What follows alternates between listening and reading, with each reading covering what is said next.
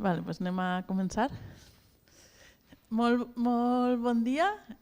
Soc Malla Fuster, directora de la Càtedra Oberta Barcelona WOC en Economia Digital i faré la facilitació de l'acte d'avui.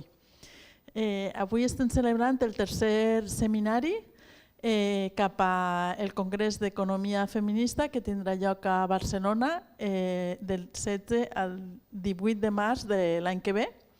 I vam voler organitzar aquests 3 seminaris per escalfar fogons i mobilitzar els coneixements a les ciutats i els actors lligats amb l'economia feminista. Aquest seminari, el primer va ser sobre veus de l'economia feminista des de Barcelona. El segon va ser sobre adreçar la perspectiva digital i aquest tercer és sobre epistemologies i metodologies feministes en diàleg amb la recerca-acció i amb la revolució digital. El vídeo dels dos primers els teniu disponibles a la web i donar-vos la benvinguda a les companyes que ens acompanyeu avui aquí presencialment, també amb les que ens acompanyen online. Llavors jo primer volia fer un anunci que molt properament, imminentment, s'obrirà la crida a les contribucions al Congrés. Llavors volia fer-vos una petita introducció a la crida. Aquí és l'equip que hi ha al darrere de l'organització, donar-li les gràcies.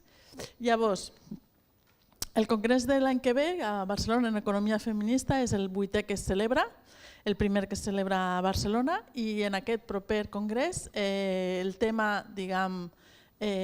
transversal serà la perspectiva digital, com des de les teories feministes i l'anàlisi econòmic feminista contribuïm, repensem críticament i donem forma a la transició cap a la digitalització de l'economia i la vida. Llavors serà com element articulador.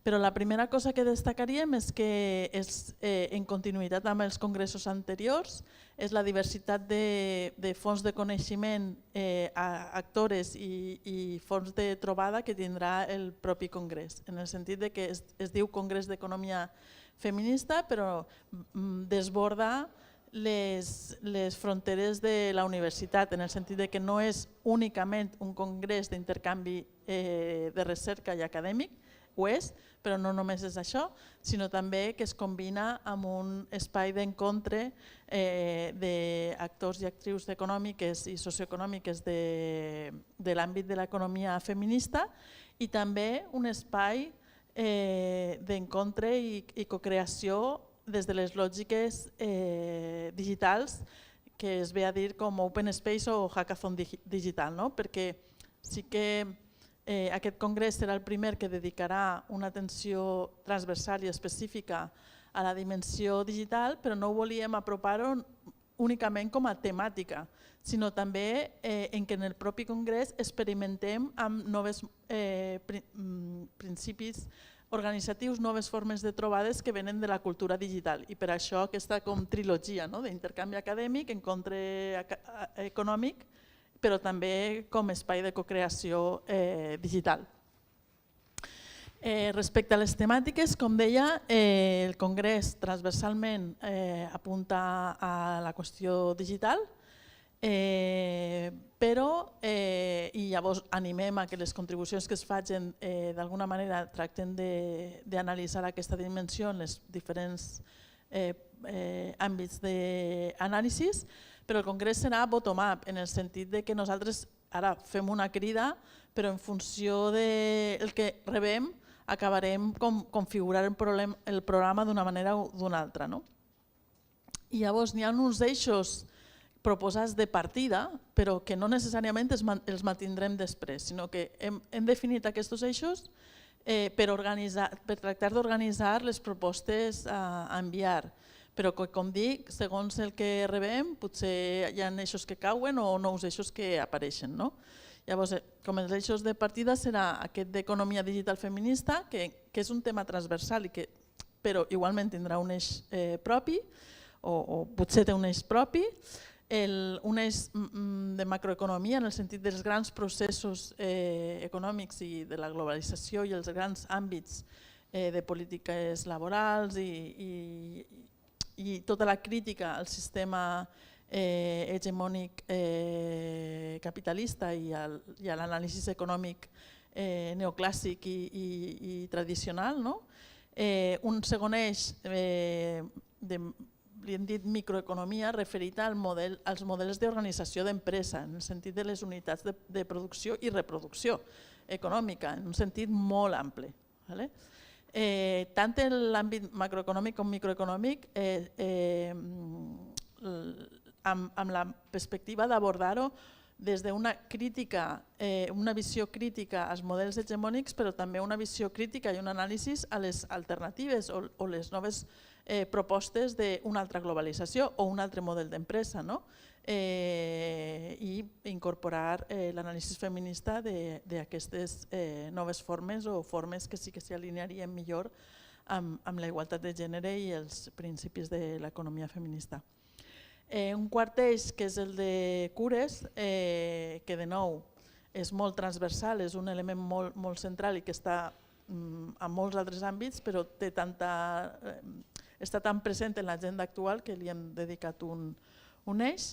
L'eix de polítiques públiques, també històricament ha estat molt present al Congrés a través de l'anàlisi dels pressupostos participatius, però també nous temàtiques emergents com les polítiques de fiscalitat, tot el que s'està fent i l'anàlisi del que s'està fent des d'un punt de vista de la política econòmica, però també de la pròpia disseny de les institucions polítiques, en un sentit ampli. Un sisè eix que és nou, sí que no havia estat anteriorment, però sí que veiem que aquest congrés és un congrés que sempre històricament ha donat a veus molt plurals, tant a veus que venen del món de la recerca, però també a cooperatives o a col·lectius o a altres fonts de coneixement que venen de la pròpia pràctica, la sistematització d'experiències.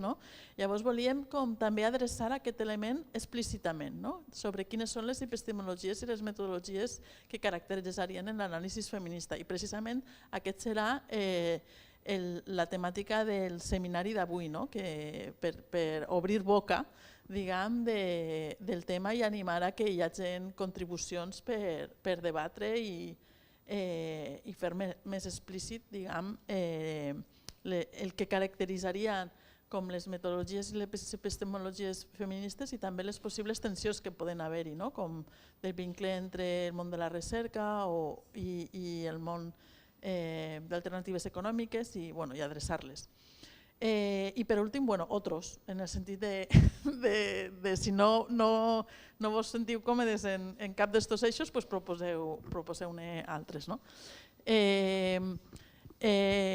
Com dic, la crida de contribucions hi ha previstes una sèrie de vies de participació. El programa tindrà les parts plenàries, amb la sessió inaugural, amb una xerrada inaugural, que segurament aquestes sessions plenàries es dedicaran més a la perspectiva digital, però el darrer dia sempre hi ha una assemblea amb la presentació de les conclusions dels eixos i una declaració final, que aglutina com els debats que hi ha hagut i les aportacions des de cada un dels eixos. Estem considerant fer servir la plataforma Decidim per fer aquesta declaració final i diguem que és una via de contribució, en el sentit que ho farem entre totes les que participen del Congrés, reflectirà el que ha succeït al Congrés. Segon la via de participació i d'espai del programa seran sessions de presentació de comunicacions orals o escrites a modo de panel, de 3 o 4 presentacions sobre una determinada temàtica amb una lògica de recerca, de la metodologia, els objectius, els resultats, d'una forma flexible però amb aquesta lògica. Llavors es poden enviar comunicacions orals amb un abstract o amb un text que tot es posa, amb un article que es posarà disponible a la web sota llicència de Creative Commons i amb l'opció de qui vulgui els articles escrits es puguin enviar a un número especial d'una revista amb impacte. I això serà com tria de... És un segon element. Tu fas una proposta al Congrés de comunicació escrita i després, si vols, participes també al número especial.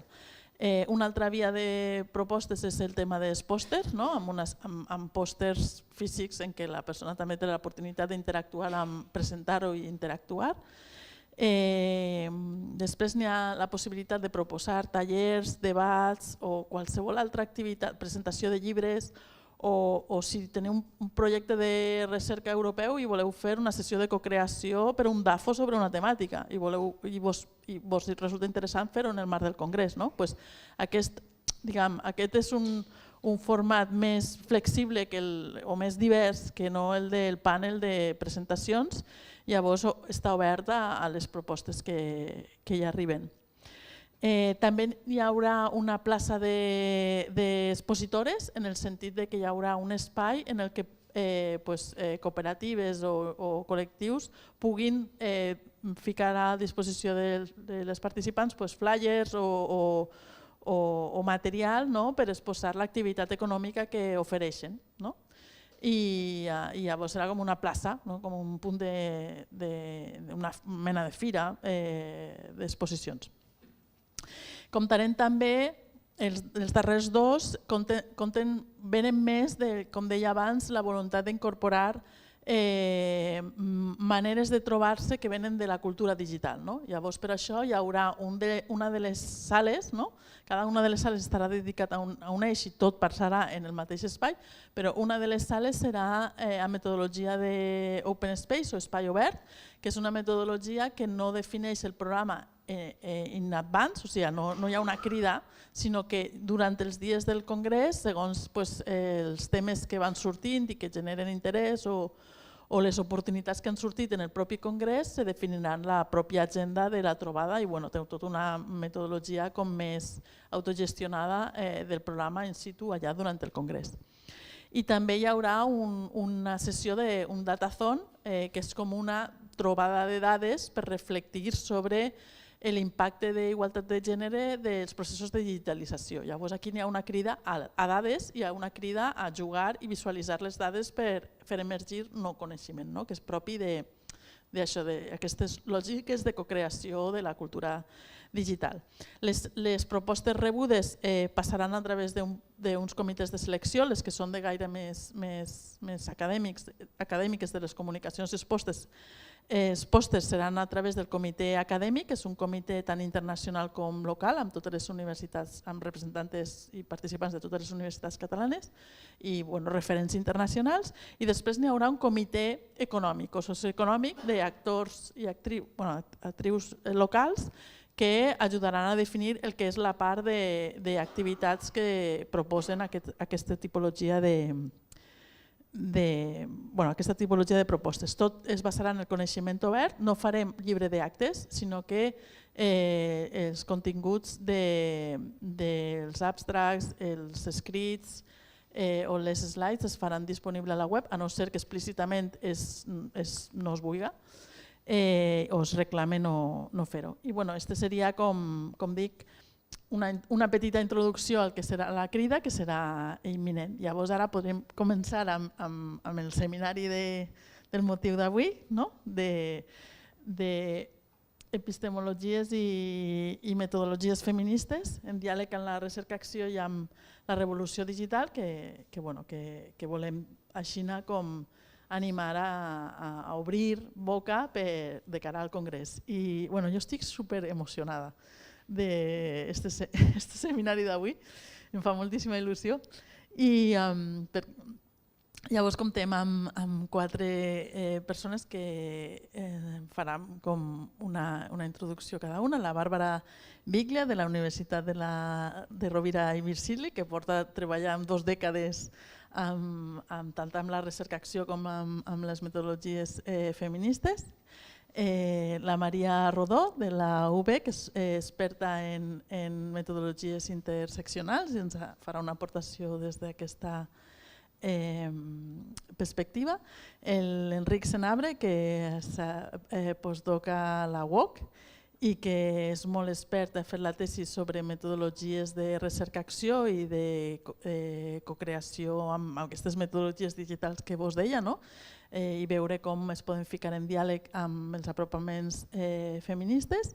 I la Mònica Grau, que és Marie Stan Curie, és que no Marie Curie, en la Universitat de Rotterdam, i que és experta en incorporar l'anàlisi feminista al món de l'empresa i a l'àmbit econòmic, i que també farà com una aportació des d'aquesta perspectiva. Llavors, demanaria a la Bàrbara que contribueixi primer amb què caracteritzaria les epistemologies i les metodologies feministes i en quin punt estem. Gràcies. Moltes gràcies, Maia, i moltes gràcies a tothom per estar aquí, per organitzar-ho, per estar així i per invitar-me. La veritat, la pregunta és tan àmplia que no sé on començar i on acabar, i especialment com fer-lo sense fer un resum avorrit i que ja tothom coneixem una mica. Com ja sabeu, no hi ha una epistemologia feminista, n'hi ha moltes, hi ha propostes diferents, i una de les coses que caracteritza aquesta temàtica és que l'epistemologia feminista o les epistemologies feministes avui en dia en realitat han colat bastant en molts processos de producció de coneixement i inclús des d'àmbits no feministes s'utilitzen moltes vegades sense nombrar propostes que han sigut desenvolupades per part de les investigadores i de les epistemòlogues feministes. I això és important remarcar-lo perquè hi ha alguna vegada que expliques coses que diu l'epistemologia feminista i la gent diu però això ja ho fem nosaltres també. Diu sí, clar, però qui ho ha començat a reclamar, a reivindicar? A més, avui en dia la paraula feminista sembla gairebé algo bonic, que tothom, inclús gent que mai t'esperaries, utilitza o del qual s'aprofita. En canvi, fins a fa pocs anys, cada vegada que diries feministes et deien feminazi. Doncs jo crec que és important en aquest sentit seguir mantenint, seguir mirant quines són aquestes aportacions primerenques que han anat evolucionant molt com la mateixa història del feminisme, o sigui, passant per la reivindicació de la presència de les dones en els espais de producció de coneixements fins a el que jo crec que és una mica més actual, que és la qüestió d'alguna manera desmuntar els processos de producció de coneixements trosset a trossets i criticar-los tots i intentar proposar noves formes de produir coneixement. Tanmateix, una de les dificultats greus que tenim en aquest procés, per una banda, és que quan aterritzem aquestes idees de lo teòric, perquè no oblidem que l'epistemologia és algo més bé filosòfic, i després quan et trobes a tenir-lo que aterritzar en el teu procés de recerca metodològicament no és tan fàcil. I aquí es pensa que d'alguna manera el que s'està proposant és reinventar completament tècniques de co-construcció de coneixement i no es tracta d'això. Òbviament poden haver propostes noves, sempre estem obertes, però moltes vegades seguim utilitzant les entrevistes, els grups de discussió, els debats, les enquestes, o sigui, les tècniques clàssiques. El discurs és com utilitzem aquestes tècniques i sobretot jo crec que una de les aportacions que per a mi és més important a tenir en compte, donar importància a tot el procés, que no solament és l'anàlisi dels resultats, sinó és que com hem pensat que anàvem a identificar la problemàtica a estudiar, per exemple. Qui la definirà, en base a quin criteri, quina mirada tenia en el moment de definir-la. I després, òbviament, tot això es passa també a com anem construint els instruments, com anem apropant-nos a la realitat que volem interpretar, perquè en realitat no estem coneixent sinó estem interpretant, i això és una altra de les coses que sempre hem de tenir en compte. No podem conèixer una realitat així com és, perquè en el moment que la mirem els nostres ulls ja ens fan interpretar, i això de la crítica, l'objectivitat de la ciència és una cosa que ja porta molts anys i que paradògicament en algunes de les ciències més dures ja està una mica assumit. En canvi, en el que són les ciències més socials encara caiem, no? I es confon subjectivitat com manipulació. Una cosa és manipular les dades, manipular la interpretació, una altra és utilitzar els teus filtres per conèixer els que veus, que és impossible no fer-ho. Òbviament hi ha estratègies com la difracció que proposa la dona Haraway que ens permeten fer que les interpretadores siguin múltiples i a través d'aquestes múltiples interpretacions òbviament podem produir un apropament més ric a lo que són les realitats que ens envolten. Però òbviament sempre hem de mirar que també, i aquest és un dels grans escolls que tenim, que encara que siguin múltiples les interpretadores, algunes tenen més poders que altres i algunes gairebé no tenen poder. Això imagino que la Maria entrarà més en la qüestió de la interseccionalitat, i doncs no hi vull entrar ara jo, però clar, és un element fonamental, perquè encara que diem que tothom pot, i encara que produïm materials en diferents formats perquè arribin a diferents sectors socials, això no implica que després el que aquestes persones estan dient sobre aquest material tingui el mateix ressò.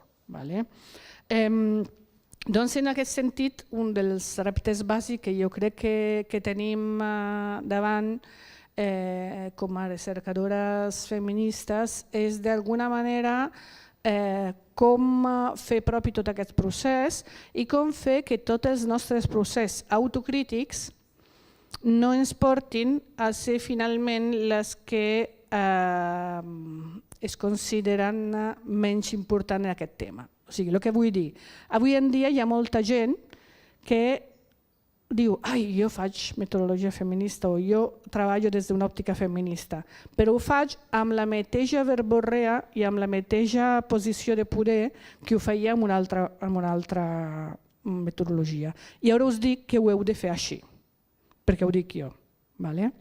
I en canvi el discurs que portem avant des de fa anys és mira, et proposem una idea, però ens hem equivocat aquí, revisa també això, etc. I, òbviament, perquè reconeixem que estem fent errors. El que és important és que ara no hi hagi aquesta reapropiació i manipulació de coneixement, sinó que podem seguir repensant les maneres en què també transmetim aquest coneixement i en què el produïm. I en aquest sentit jo crec que, com em queden 2 minuts i mig, volia remarcar un parell de coses sobre la relació entre aquesta línia i la qüestió de l'economia feminista. Òbviament hi ha les dues bandes. Una és que és més fàcil com investiguem sobre economia feminista i de quina manera es poden incorporar les aportacions de l'epistemologia i la metodologia feminista per investigar. Això és la més fàcil. Però també per mi és molt important entendre també com el mateix procés de producció de coneixement és un procés també econòmic. Per una banda, perquè òbviament qui pot investigar ha de tenir un sou o unes condicions per poder-ho fer. Qui dona els diners moltes vegades és qui marca el que s'està investigant i tot això. I aquest és un element clau, important i que hem d'analitzar. també els nostres, el que produïm, entre moltes cometes, no? Els output o els outcome de les nostres recerques també entren en un sistema de producció de coneixement, econòmic, perdoneu. I això és una part que jo crec que s'ha d'analitzar. I d'una altra part és la qüestió de com entra tot aquest procés de recerca entra en la nostra pròpia economia vital. Per exemple, abans es parlava de les cures i després es parlarà de noves tecnologies, com en aquest moment que hem tingut del Covid, de la investigació en digital, com ha afectat això a les vides de les persones, el treballar en casa, el treballar en la cura. L'hem vist d'una manera molt més explícita, però abans també afectava. I doncs aquest procés de producció de coneixement també s'ha d'investigar a nivell econòmic, jo crec a nivell d'economia feminista, no econòmic en si mateix, sinó d'economia feminista, en sentit també de com afecta a les nostres vides. Doncs jo crec que això, em falten 15 segons, o sigui que us els regalos i seguirem debatint perquè també tinc moltes coses que aprendre de les demés i així seguim debatint. Bueno, Maria, moltes gràcies, Bàrbara. I Maria, si ens pots incorporar com la vessant de metodologia interseccional.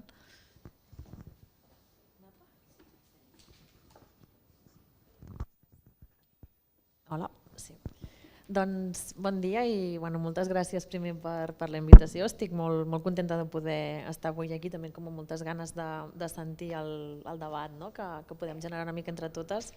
A mi em toca aquesta part d'interseccionalitat que com a metodologia interseccional i com a pregunta ja m'ha fet com pensar. La interseccionalitat és un concepte que sorgeix cap als anys 80 als Estats Units per part de les feministes negres amb l'objectiu de mostrar com no podem entendre la desigualtat social tenint en compte només un sol marc explicatiu. Si volem saber què els hi passa a les dones, no podem mirar què els hi passa només mirant la perspectiva de gènere, perquè les dones són moltes altres coses que només dones. I en el cas de les dones negres, elles parlaven de com la raça, que feien servir aquest concepte, relacionada amb el gènere, influïa d'una forma molt concreta en l'experiència que tenien de discriminació, de violència, d'opressió. Per tant, aquest concepte que sorgeix d'un lloc com molt específic, només sorgeix també dels estudis legals i per parlar sobre l'experiència de les dones negres vinculant raça i gènere, s'expandeix per parlar sobre com interrelacionen altres eixos de desigualtat, la classe, orientació sexual, l'edat, diversitat funcional,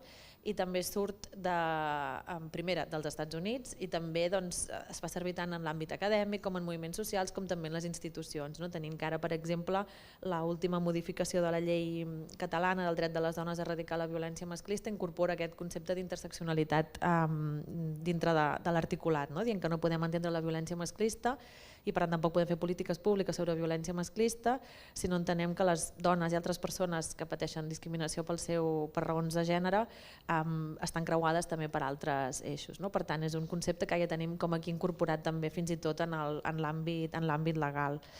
El debat de si la interseccionalitat és un concepte, una metodologia, és una sensibilitat analítica, diuen algunes autores, no està resolt, és a dir, un debat que està com sobre de la taula, també perquè es fa servir de moltes maneres diferents. Algunes autores diuen que és com aquesta sensibilitat analítica que és el de fer-te sempre com l'altra pregunta. Si estàs estudiant temes vinculats al racisme, preguntar-te què hi fa el gènere. Si temes vinculats a la diversitat funcional, preguntar-te què hi fa l'edat o què hi fa la raça allà. Per tant, és com sempre fer-te aquesta altra pregunta. Altres consideren que no és una metodologia, però que sí que té implicacions metodològiques importants. Jo no em posicionaré, diguéssim, en aquest debat com concret. Jo faig servir més aquesta paraula de concepte perquè és com més ampli, sembla que és com més ambigu i caben més coses. El que sí que per mi la interseccionalitat té com algunes qüestions a aportar molt bàsiques en relació a les metodologies, i sobretot en com fem recerca. Una és aquesta que des d'un sol marc explicatiu no podem explicar res i que la realitat és complexa i jo sempre dic que que és complex ens agradi o no, és a dir, tinguem en compte o no tinguem en compte diferents eixos, aquells eixos estan sempre funcionant, no? És a dir, si volguéssim estudiar aquí doncs, què ens passa a nosaltres, no? Com si fóssim el grup d'estudi, podríem dir que només mirem qüestions de gènere, perquè segurament és un eix rellevant, donat que és un congrés feminista, etc. I segurament hi ha algun component de gènere rellevant, però vulguem o no, totes tenim també una etnicitat, una edat, una posició en relació a la classe social, a l'orientació sexual, a la diversitat funcional, que està tenint un paper en configurar la nostra experiència aquí. Sigui perquè hem pogut entrar per la porta o perquè hem pogut pujar unes escales, això ja està, no? És a dir, el fet de poder pujar unes escales està fent que tinguem accés a un cert lloc, per tant està configurant la nostra experiència aquí. No? Per tant, tots aquests eixos, tots els eixos, estan sempre configurant qualsevol realitat social. I jo sempre dic que ens agradi o no, en el sentit que tu pots dir jo només estudiaré qüestions de gènere i edat aquí, però tot l'altre també continua existint, no? Encara que no ho estiguis considerant, continua existint. Per tant, la interseccionalitat ens diu que sempre que hem de partir d'aquesta complexitat i que per tant tots aquests eixos estan funcionant en tot moment i no de forma additiva, és a dir, no és que s'acumulin els diferents eixos d'opressió, és a dir, no és que una dona per ser dona i per ser negra i per ser pobra estigui pitjor, que la més és dona i és negra però no és pobra, no és en aquesta lògica que diuen de les Olimpíades de l'opressió, d'anar a mirar qui està més oprimida que una altra, sinó que la interseccionalitat el que proposa o el que mostra és que hi ha com una interrelació, no? És a dir, que la qüestió de classe, de gènere i de raça en una configuració específica provoca una experiència concreta i que aquesta experiència més pot variar segons el lloc on es dona. No? Per exemple, sempre poso aquest exemple del cas d'homes joves racialitzats, que podríem pensar que pel fet de ser homes i joves el tema de la racialització podria mitigar-se i en canvi veiem que a l'espai públic homes joves racialitzats pateixen, no? Potencialment poden patir identificacions per perfil racial, pateixen un cert tipus d'estigmatització que es dona per aquesta confluència entre diferents posicions. No? Per tant, aquí ser home no és que et doni un privilegi, sinó que està fent més gran, està ampliant una desigualtat que pot venir del racisme. No? Per tant, és també com fugir d'aquesta lògica additiva, intentar entendre com es configuren les desigualtats d'una forma concreta, que crec que això és com important també a nivell metodològic, no? De marxar d'aquesta suma, intentar entendre aquesta interrelació. Una altra cosa també interessant em sembla és entendre que no hi ha neutres, no? Que quan agafem un grup, si agaféssim aquest grup, aquí ningú és neutre en relació a la diversitat funcional, no? O a l'orientació sexual. Ser heterosexual també és una orientació sexual i també està configurant una experiència concreta. Per tant, mai hi ha neutres i cap discriminació ni forma de desigualtat mai funciona de forma neutra ni autònoma. Si pensem en el cas de la relació entre gènere i edat, per exemple, la manera com una nena de 4 anys, una dona de 30 o una de 60 pateixen el sexisme és diferent. No hi ha una manera neutra en la que el sexisme existeix, sinó que el sexisme tindrà a veure amb les joguines que li regalen per Nadal, amb drets laborals o amb la pensió que es cobra. Seran formes diferents de patir sexisme, discriminació de gènere, però sempre són específiques per una edat. No hi ha una forma neutra en la que es doni aquest sexisme.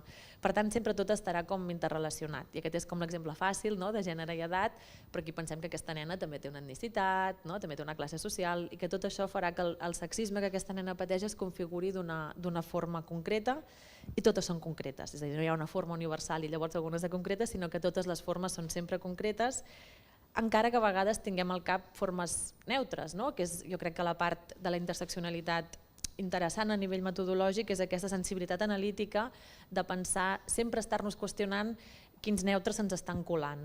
Jo a vegades a classe faig servir com l'exemple i els dic que s'imaginin com uns perfils de persona, amb una edat, amb una orientació sexual, amb una classe social, amb un origen, etc., ben diversos, i que pensin si el que estan dient seria aplicable a aquestes persones. I mai ho és. És a dir, sempre hi ha alguns perfils concrets amb els que diem no, això no és mai aplicable perquè no encaixa amb certs perfils, amb certs grups socials. Però se'ns colen constantment. Se'ns cola constantment que quan parlem de qualsevol tema se'ns cola pensar en persones adultes, per exemple, i no pensem en criatures o en bebès. Com afecta això a una criatura com molt petita?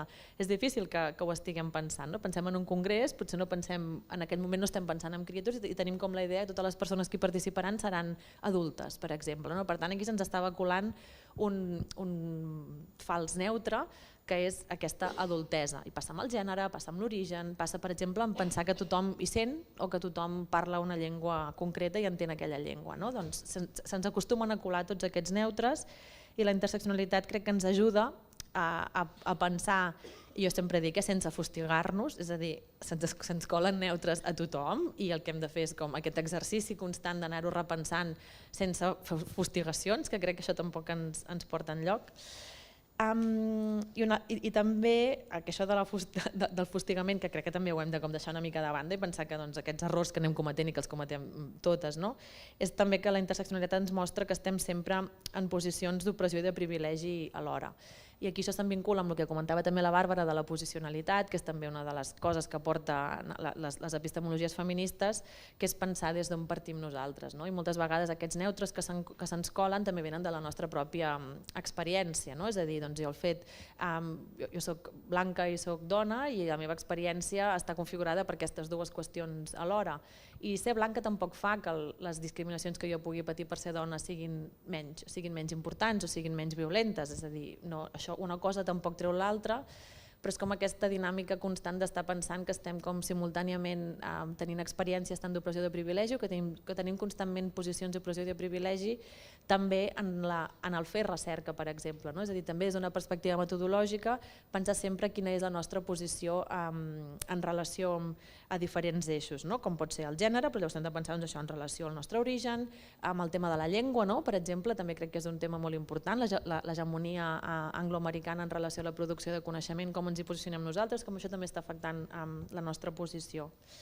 I ja per acabar, ja veig que em queden 22 segons, els reptes, que era una altra de les parts que sortia, jo crec que els diré així com molt resumits, però un dels reptes per mi és intentar entendre que els eixos no estan en competició entre ells, que no podem entendre que la lògica és de competició, veure quin és més important que l'altre, serà més important un o altre segons el context que estiguem estudiant, i també deixar la porta sempre oberta a que surtin nous eixos, és a dir, que sempre puguem incorporar nous eixos a l'anàlisi i que això no fa menys importants els que ja estàvem treballant, sinó que els enriqueixen i ens ajuden encara a entendre'ls millor.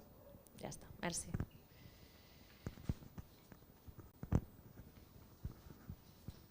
Gràcies.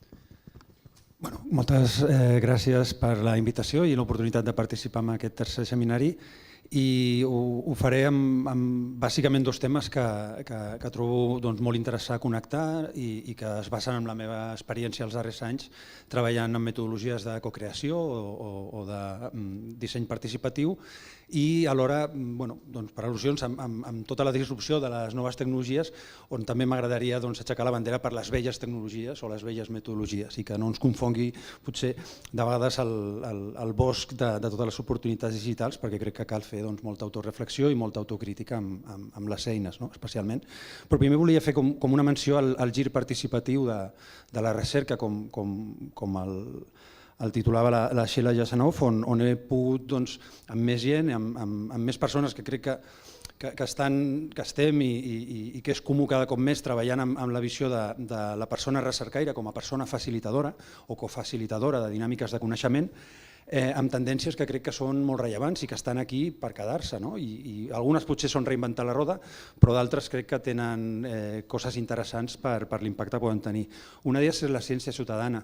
No sé fins a quin punt esteu familiaritzades amb ella, però hi ha tota una escola, si voleu, nova i amb exemples sobretot d'un model on el ciutadà o la ciutadana és principalment recol·lector de dades i això s'ha aplicat molt amb noves tecnologies al camp de la recerca en salut o la recerca en temes d'urbanisme, amb sensors, per exemple, que pots tenir a casa teva per temes de contaminació i que realment parteix d'una limitació de sortida amb aquesta sensibilitat analítica que dieu i amb el que poden fer actors no acadèmics de recerca, persones interessades en resoldre problemàtiques o que tenen una curiositat genuïna que no està recorrent les altres parts d'un procés de recerca. Llavors, per sort, hi ha dins de la ciència ciutadana cada cop més iniciatives que parlen de com pot ser una implicació més extrema, més radical, si voleu, però li han arribat a dir ciència ciutadana extrema, on les participants puguin tenir veu o incidir en definir les preguntes de recerca,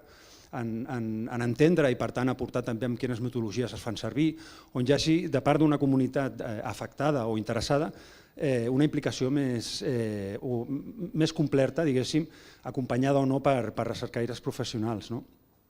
Això, en el fons, és molt comú a la recerca-acció. El que està passant amb la ciència ciutadana quan salta als dominis de les ciències socials és, jo crec, que retrobar la importància de tenir mecanismes que assegurin metodològicament, perquè això també són metodologies, el màxim possible de perspectives i de diversitat influint en aquests processos de ciència ciutadana.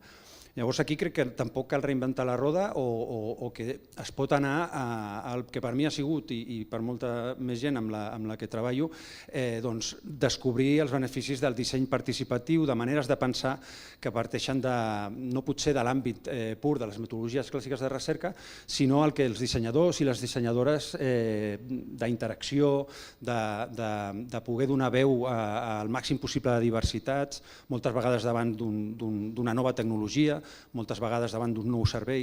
Llavors, tot aquest coneixement que ve del món del disseny és on trobo que encara hi ha molta feina a fer, perquè crec que el pensament feminista, amb la capacitat que té d'incomodar, en el bon sentit de la paraula, de fer-te qüestionar recurrentment com estàs fent les coses, encara té molt recorregut amb aquest tipus de metodologies.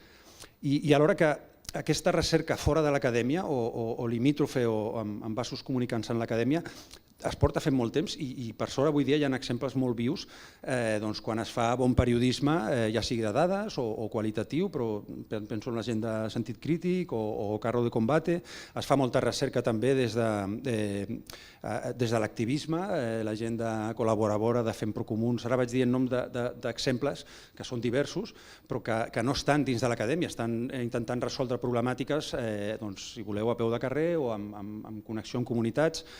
S'està fet també des de l'economia social i solidària, quan es fa el PAM a PAM o es fa l'embalanç social.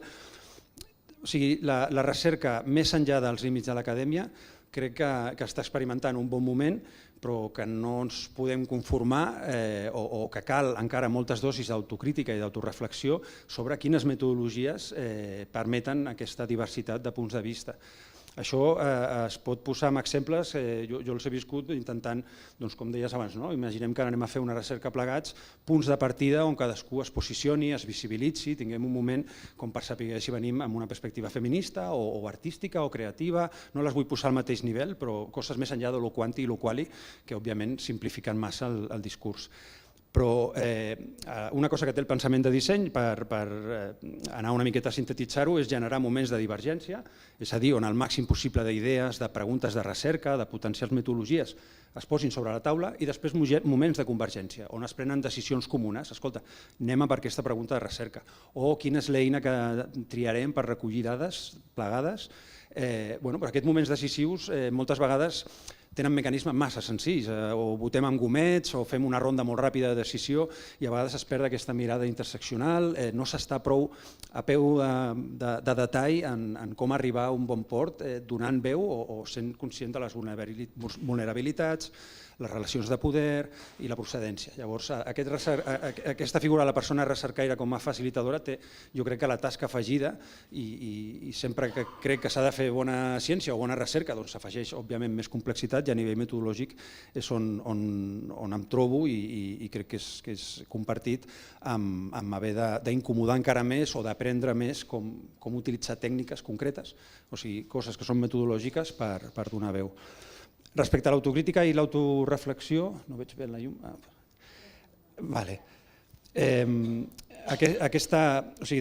Des d'aquest privilegi afegit de dedicar-me professionalment a la recerca i també sabent que hi ha un privilegi de perspectives parcials, que és del que parla també la Donna Haraway, que des de la cocreació poden complementar-se, també observo coses interessants i estaven recollides, per exemple, en l'última jornada de metodologies feministes, quan es fan mirades a l'etnografia o a la participació, on potser els subjectes d'estudi, les persones proactives amb aquesta filosofia de ciència cocreada, no són un gran volum de subjectes d'estudi. No estem parlant de la N típica de ciències socials, de molta gent i llavors la M, que acostumen a ser variables molt acotades per poder la majoria de les vegades quantitativament, afinar amb un anàlisi, una correlació. I per últim, el factor temps, que és la T del temps que requereix arribar a bon port amb recerca.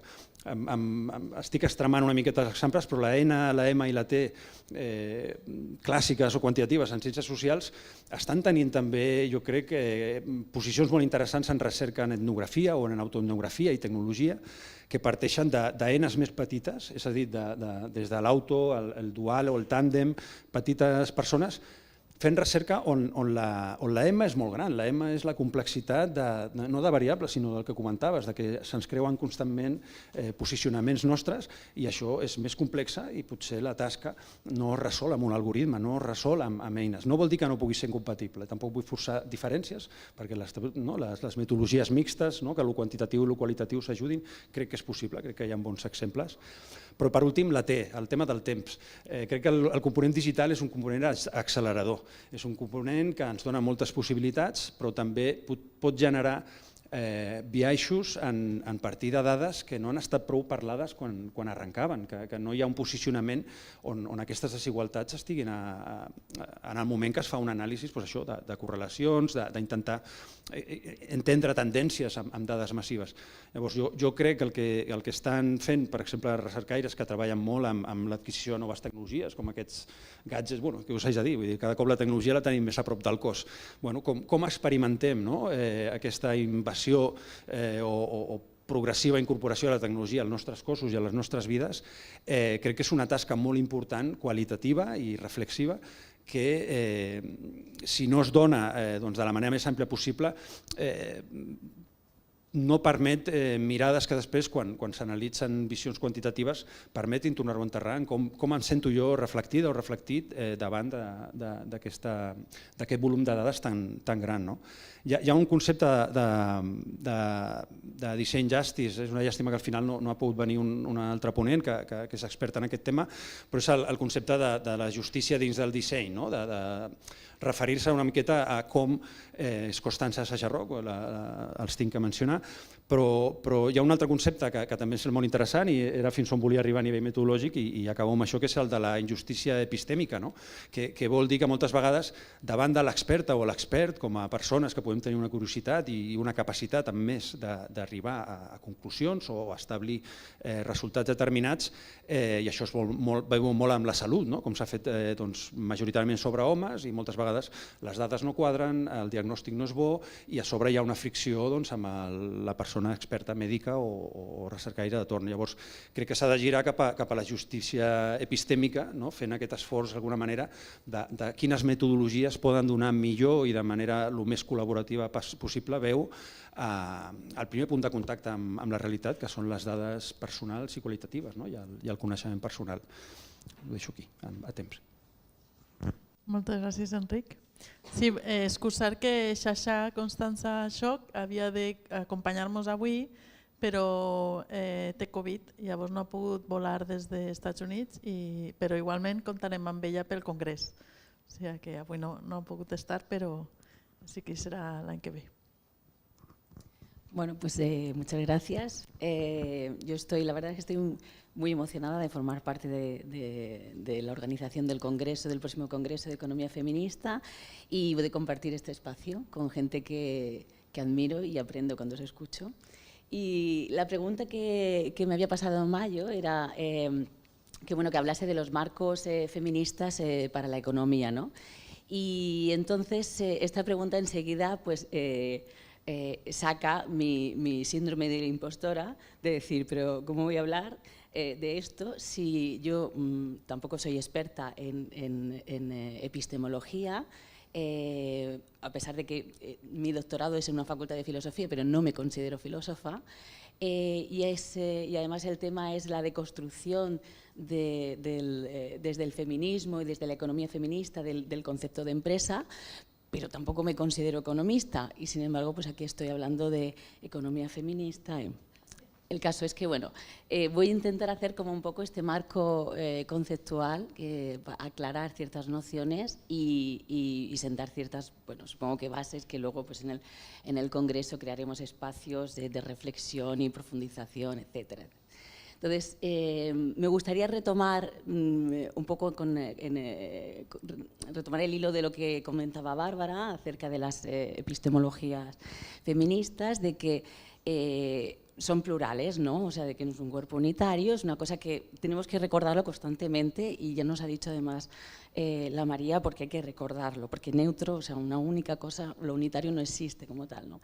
Entonces, hay diferentes epistemologías feministas porque en realidad hay diferentes feminismos, ¿no? Diferentes posiciones desde las que comprendemos esto que llamamos la desigualdad que genera el género, este eje de opresión en función de la diferencia sexual, pero que a la vez está relacionado, en el que se intervienen otros ejes de opresión como los que comentaba la María desde la interseccionalidad, ¿no? Entonces, en tanto que hablamos de feminismos, pues hablamos de epistemologías feministas, y esto, como comprenderéis, nos llevará a que hablamos de economías feministas, ¿no? Entonces, sí que es verdad que el eje común que articula, o sea, lo que va a unir a esto que llamamos epistemologías feministas, es entender que el género es un organizador, es una categoría fundamental de la organización social, ¿no? y que está interviniendo de alguna manera ahí, y por lo tanto pues luego cuestionarnos qué es el conocimiento, o sea, qué es lo que se conoce, qué es lo que llamamos que es conocimiento, además quién tiene la autoridad epistémica, ¿no? para conocer, para generar conocimiento, cuáles son los métodos que se utilizan, etc. Sí que, si bien estas preguntas acerca de cuestionarnos el conocimiento, que se lo va a hacer también la economía feminista, pues hay unos marcos también compartidos, que es un poco cuestionar estos ideales o marcos interpretativos como son de la objetividad, la universalidad, la abstracción, el intentar llegar a algo que es aplicable a todos, ¿no? Y como la María ha dicho muy bien, pues es muy difícil, ¿no? Intentar unificar aquello que ya es per se complejo, ¿no? Entonces, todo esto, que son diferentes posicionamientos, diferentes maneras de entender el feminismo, va a hacer que cuando lo llevamos al campo de la economía feminista aflora, y por lo tanto esas divergencias se van a visibilizar, ¿no? Es lo que, por eso Carrasco hablaba de que la economía feminista en realidad es un abanico de posicionamientos feministas sobre lo económico, ¿no? Por lo tanto, vamos a tener estas dos variables, ¿no?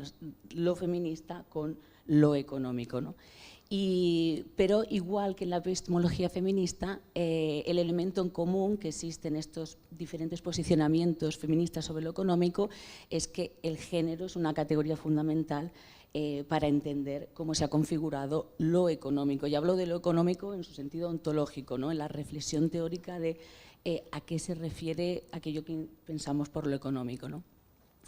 Entonces, este sí que es este es el elemento fundamental que nos une, y sobre todo también que creo que no sobra solo con comprenderlo, sino que hace falta hacer propuestas, y hace falta, va ligado un poco con la acción, ¿no? con el posicionamiento político, de que no solo es suficiente comprenderlo, sino que hay que hacer algo, ¿no? Y entonces, me gustaría referir este ejercicio de entender los diferentes marcos feministas acerca de la economía feminista.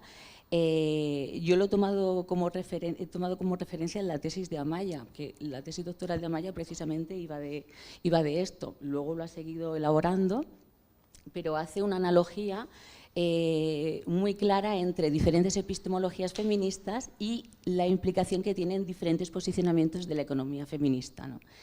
Y otra vez, por poner en común, o sea, subrayar lo que tienen en común los diferentes posicionamientos de la economía feminista, es que planteándose en qué consiste esto de lo económico, están ampliando el concepto de economía, ¿no? Y al ampliar el concepto de economía, pues surgen nuevos marcos analíticos, o se deconstruyen unos que están utilizándose para darles otros significados, ¿no? Y yo creo que fundamentalmente tenemos tres que son como muy claros, evidentes, que es no solamente el concepto de economía, como que es mucho más, sacarlo más de los mercados, ¿no? Es mucho más que los mercados y que no todo pasa por lo monitorizado. Luego también el concepto de trabajo, ¿a qué nos referimos con trabajo, no? Y ampliar todo el circuito de trabajo, haciendo visible todo el trabajo invisible que ya sabemos, este diagrama del iceberg donde aparece la cantidad de, o sea, en el mercado está arriba, pero abajo hay una cantidad de actividades invisibilizadas, no remunerizadas, etcétera, que son gracias a lo que se puede sostener lo de arriba. Y luego también el concepto del cuidado. ¿Qué significan el cuidado, los trabajos de cuidado, ¿no? Como todos aquellos también trabajos que la mayoría de las veces pues, no están visibilizados y que son fundamentales pues, para mantener la vida. Y aquí estos tres conceptos que van a poder articular diferentes posicionamientos y que pueden ser más o menos radicales, pues desde un economía del género que se utiliza para subrayar aquellas aportaciones que se han preocupado sin cuestionar realmente el paradigma androcéntrico dominante, se han preocupado más por mostrar la participación, por buscar esto de la equidad, ¿no? De que estemos representadas las mujeres en cuanto a como productoras, pero en toda la cadena de valor del sistema económico, etcétera, que puede ser importante, pero que no cuestiona el paradigma y que no lo va a dejar intacto. Entonces, esta es esta economía del género y luego sí que están estas economía feminista que llama, Amayo la llamaba de la conciliación y luego lo han llamado más de integrativa, en la que ya sí que se introduce estos conceptos de, bueno, el trabajo, el circuito del trabajo es mucho más amplio, los trabajos del cuidado hay que incluirlos, etcétera, a una economía feminista de la ruptura que lo que dice es sacar todo lo económico del mercado y decir, no, es que el centro es la sostenibilidad de la vida, ¿no? Y llegamos a este concepto de que debe ser el eje articulador de cualquier actividad económica, o sea, ¿para qué debe ser la economía? ¿Para qué sirve? Pues para que mantener la vida de las personas y además una vida digna de ser vivida, ¿no? Por lo tanto, vemos ahí como hay diferentes posicionamientos.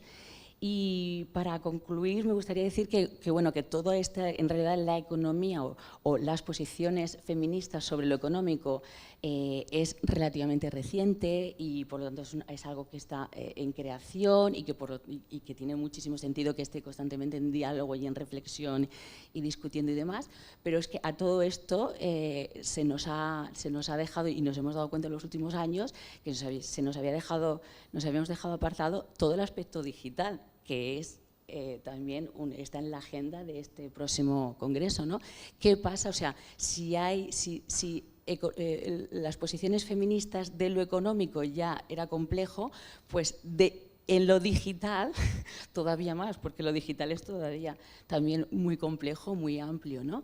Pero nos hemos dado cuenta que efectivamente no solamente es que no haya unas líneas claras, sino que es que, bueno, pues son bastante incompletas, ¿no? Me gustaría, o hay mucho por hacer en cuanto a cuál es el posicionamiento feminista respecto a la economía digital. Y ya está, mi tiempo se ha acabado y muchas gracias. Moltes gràcies a totes les intervencions. Crec que han sigut totes molt riques. A mi m'agradaria que ara féssim com una reflexió entre totes sobre el que seria precisament l'últim que aportava la Mònica, no? Sobre com ara n'hi ha un nou element, no? Que és la qüestió de la digitalització. No? Estem en una gran transició de model econòmic, no? De tindre pues, un dels aspectes és tindre les fàbriques com a referent productiu des d'una lògica de l'economia neoclàssica hegemònica a les plataformes digitals. I això impacta tota la vida. Si incorporem una perspectiva feminista de l'economia, aquest canvi del model productiu té conseqüències molt profundes a tot el sistema productiu i a tota l'organització de la vida. Llavors, i això, més enllà de fer de la necessitat d'anàlisis des de les teories feministes i des de l'economia feminista del que comporta l'economia digital emergent i el model d'economia digital emergent, perquè digitalització, com deia la Maria, no és neutra, o sigui, no es tracta de digitalització sí o no, sinó quina digitalització.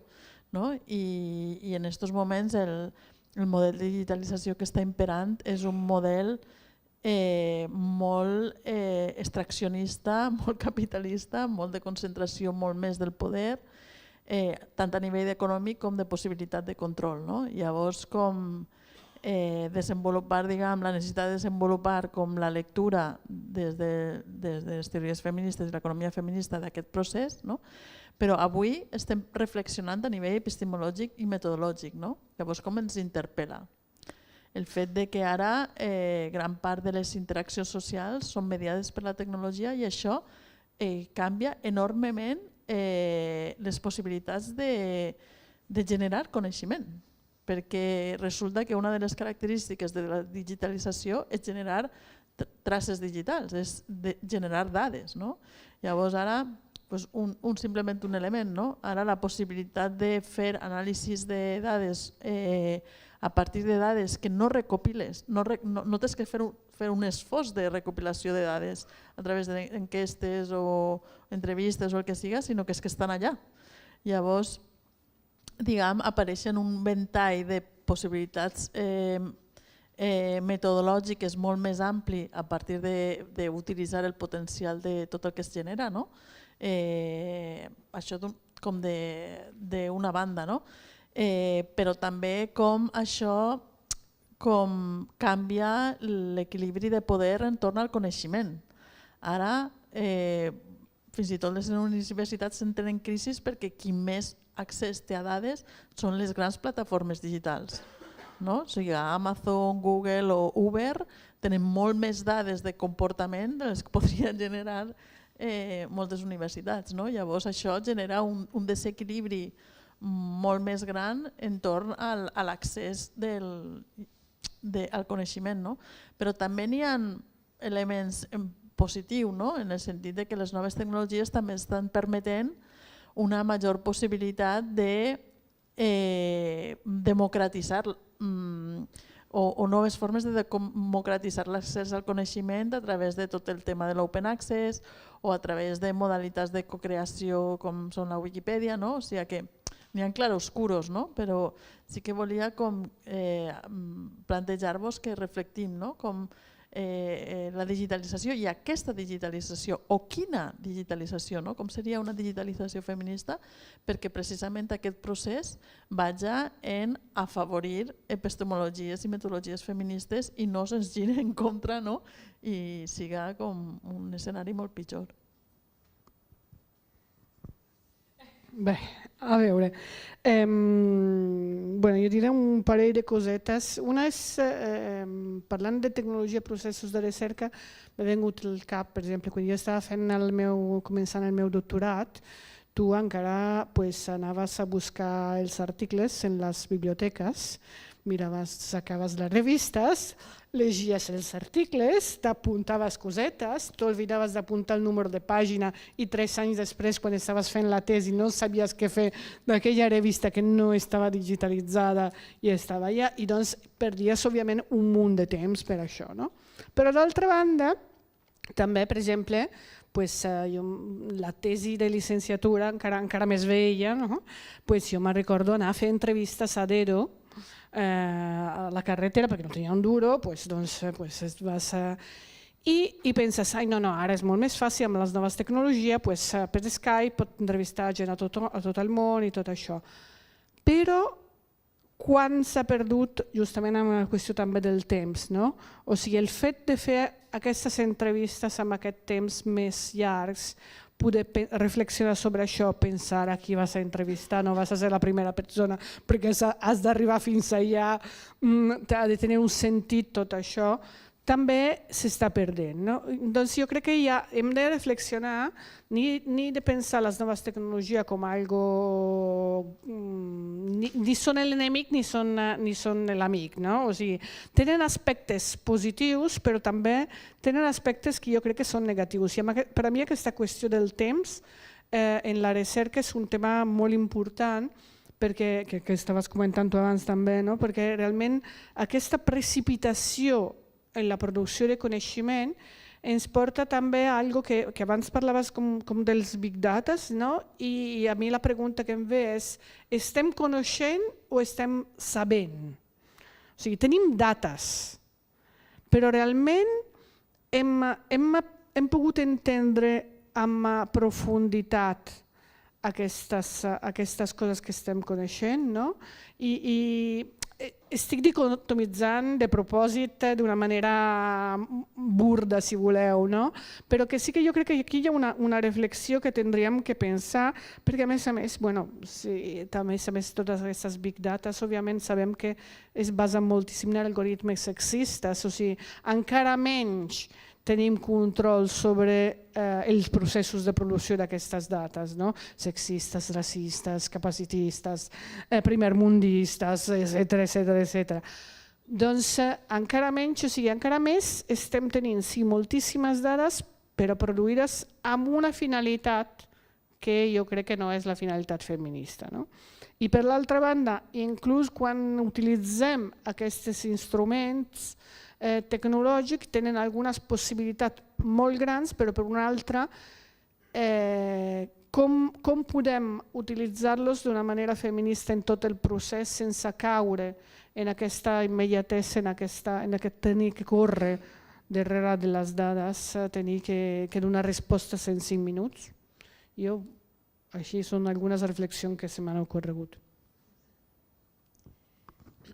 Jo amb el tema de la digitalització jo sempre he sigut com bastant reticent, però perquè també vinc de les metodologies més qualis i així, la metodologia que vaig desenvolupar justament per treballar sobre interseccionalitat, els Relief Maps, era una cosa que feia a mà, amb unes taules i amb llapisos de colors, i hi ha tot un procés també com terapèutic en el propi procés de la recerca, de parlar sobre la pròpia experiència interseccional, guixant, subratllant i fent servir diferents colors per expressar diferents coses, però això és un rotllo per gestionar-ho com a material de recerca, com a dades, agafar totes aquestes coses que la gent escriu, hi ha gent molt neta escrivint, hi ha gent que no ho és tant, i que per tant llavors tu quan has d'agafar això i ho has d'intentar entendre, ho has de gestionar, ho has de compartir amb altra gent, o ho has de mirar al cap de 2 anys, implica tota una sèrie de problemes. Jo amb això vam fer, justament quan estava a la UOC, vam fer una web que era com el mateix model metodològic sobre la interseccionalitat que havia desenvolupat en paper, però en format web, i també he anat veient les potencialitats que té aquesta digitalització d'algunes eines per recollir dades, i justament ara amb un projecte que iniciaré al setembre la idea és poder encara anar una mica més enllà amb la digitalització fent servir tècniques fent servir sistemes d'informació geogràfica, és a dir, fent servir també dades vinculades a coordenades sobre què passa en depèn de quins llocs. I per tant m'he hagut de ficar totalment a dintre de tots aquests debats.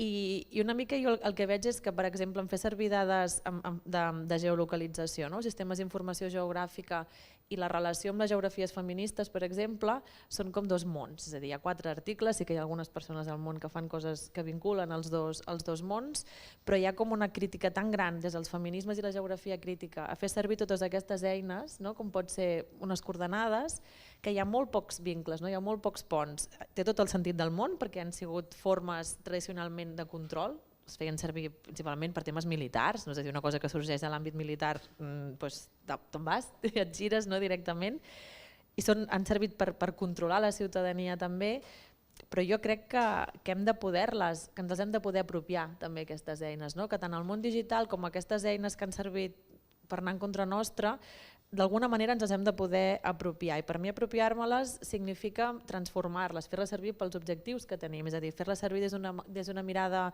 feminista, fer-les servir per visualitzar desigualtats. Jo crec que sí que ens poden ser útils per visualitzar desigualtats o per fer-nos determinades preguntes, per exemple, que les preguntes que ens fem siguin feministes. Per què volem visualitzar, depèn de què sobre un mapa, doncs aquesta pregunta que ens fem ha de partir d'una pregunta feminista.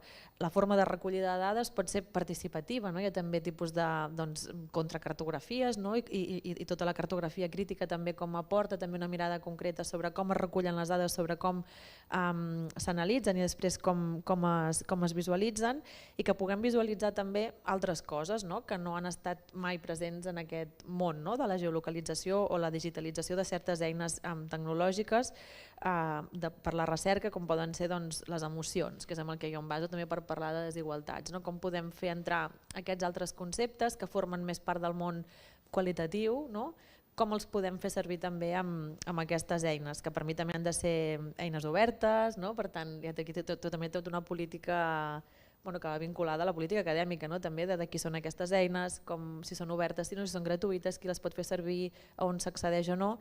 I jo crec que això té un potencial molt gran, i que jo això també ho he vist amb la web, que és que hi ha un intercanvi a nivell mundial, és a dir, internacional. Qualsevol persona pot entrar en aquella web i la pot fer servir, posaria a Brasil gent fent servir aquesta eina per fer la seva tesi, i això crea també uns intercanvis que altres coses potser no ho permeten. Llavors, jo que ja us dic, jo vinc d'un món com molt reticent a això, jo crec que aquesta és aquella frase que les eines de l'amo no ens poden fer desmuntar la casa de l'amo, però potser les eines de l'amo sí que ens poden fer entendre millor la casa de l'amo, i potser jo com a investigadora també em situo més en aquesta part de com aquestes eines ens poden fer entendre millor com funciona aquesta casa, que ara és el meu objectiu, és a dir, poder fer visibles determinades formes de desigualtat i determinades dinàmiques interseccionals de la desigualtat, i crec que aquestes eines poden ser útils, tot i que hi ha 1000 temes, que ara he agafat com la part més positiva, però hi ha 1000 temes aquí de protecció de dades, de temes ètics, és a dir, de tota una sèrie de qüestions que també estan sobre la taula, però jo crec que si no ens hi posem nosaltres, estaran sempre fetes servir en contra nostra només, i jo crec que hi ha d'haver espai també perquè ens les puguem apropiar d'alguna manera.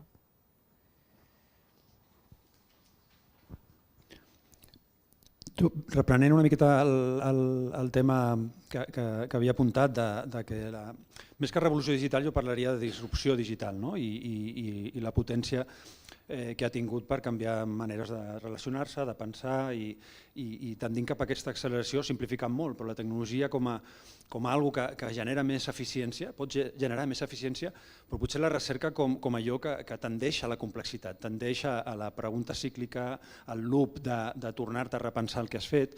Llavors això, tornant una mica al tema del temps, dins del privilegi de dedicar-se a la recerca professionalment hi ha una paradoxa en tenir el privilegi de llegir o de discutir o d'equivocar-se. Són atributs de la recerca que són lents i que potser no són tan compatibles amb segons quines solucions o cultures tecnològiques.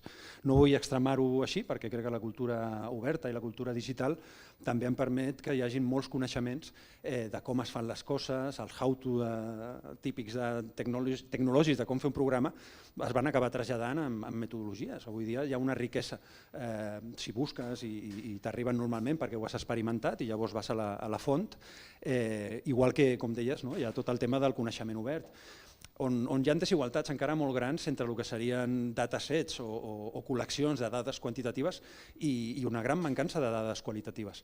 Això crec que per algú que vulgui adreçar com s'han fet unes entrevistes, un focus group, i on òbviament han d'haver-hi tot un treball que afegeix més complexitat, d'anonimitzar-ho, d'estar d'acord les persones que han intervingut en què temes de privacitat, de vulnerabilitat puguin estar accessibles. Això òbviament no es resol amb tecnologia, es resol amb acords. Crec que aquesta desigualtat és un lloc on seguir fent via.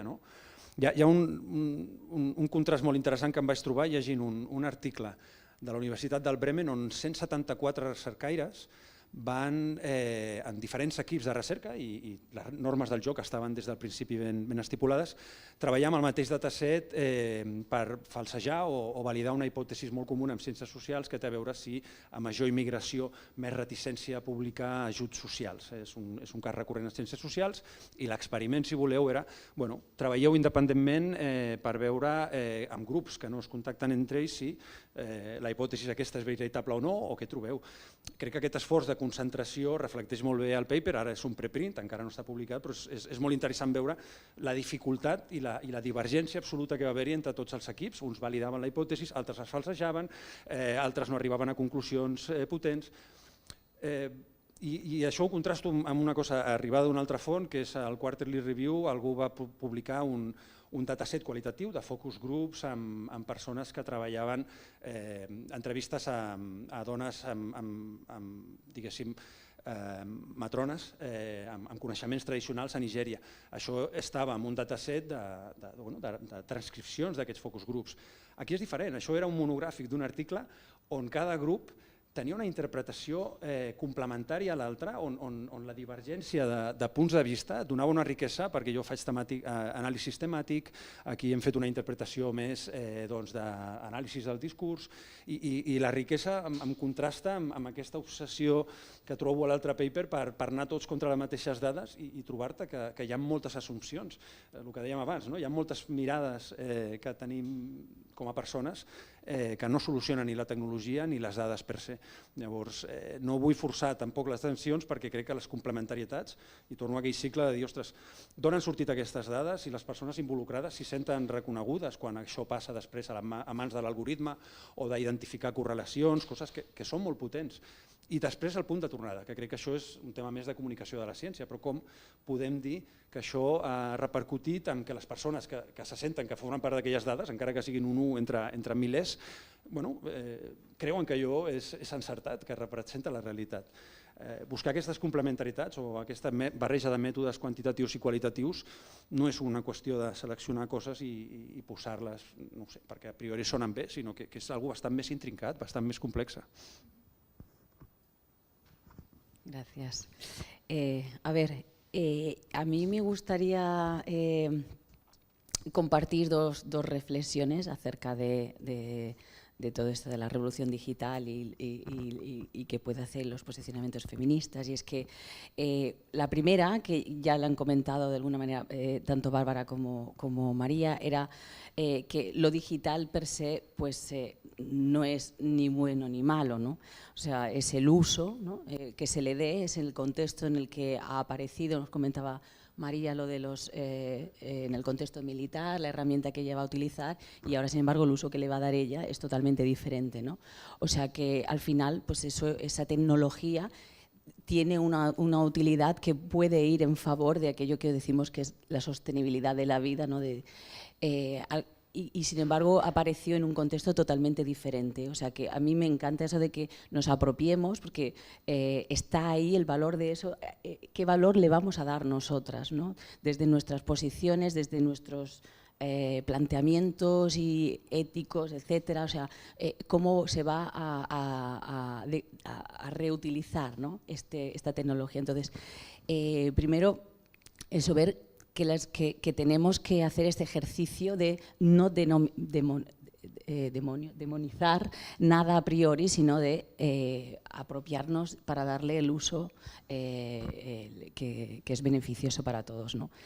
Y luego otra reflexión que escribimos este paper en Dimos sobre las perspectivas de género en el análisis de la economía digital, y una de las primeras cosas que lo comentábamos con Mayo era que hay muchísimos artículos que hablan del análisis de género de la economía digital o de las nuevas tecnologías, y yo vi mucha osadía.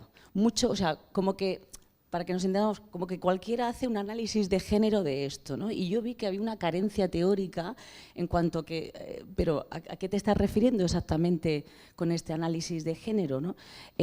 Porque la mayoría de ellos se ubicaban en este que comentaba antes de la economía del género, en participación, o sea, que haya mujeres en lo tecnológico, en toda la cadena de valor, ¿no? desde las programadoras, desde las usuarias, pero sin hacer ese cambio, esa apropiación de lo tecnológico para otros usos, de otras maneras, etc.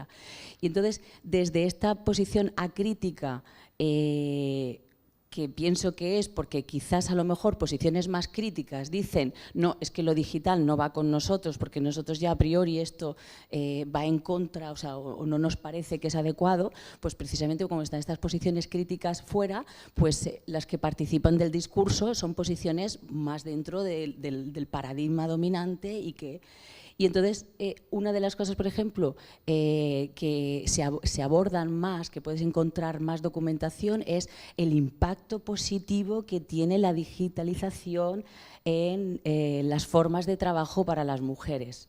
Porque ahora, como con el teletrabajo, pues vas a poder trabajar desde casa y tienes la flexibilidad física y la flexibilidad horaria, por lo tanto, pues perfecto, porque ya puedes conciliar, no puedes, o sea, ya el problema de conciliar ya no existe, ¿no? Ya puedes conciliar y además, pues entonces ya, bueno, pues podrás participar en, no te vas a pedir reducciones, porque, etcétera, etcétera. Esto ya sabemos que es un análisis pues bastante simplista y erróneo, porque la lectura que podemos hacer es que a lo mejor esta flexibilidad de tiempos y de espacios es la versión, yo digo, 2.0 de la doble triple jornada laboral. O sea, ahora ya no es doble o triple jornada laboral, ahora es la simultaneidad de lo profesional y lo personal, ¿no? Y consecuencias que hemos tenido después de la pandemia, que se han evidenciado con la pandemia, es el nivel de ansiedad, es que no me llega la vida porque, y estabas en casa, ¿no? Sí, pero es que no hay espacios, no hay tiempo para el descanso, para el ocio, no sé qué. O sea que, y entonces esto, gracias a la pandemia o por culpa de la pandemia, luego se ha visto y sí que ha habido estas reflexiones más críticas, más feministas, pero a priori lo que encuentras de antes del 2020 es que, ¡guau! Todo eso, o sea, a nivel de conciliación para las mujeres va a abrir una puerta, ¿no? Y creo que es porque faltaba esa visión crítica que, bueno, luego sí que la hemos tenido.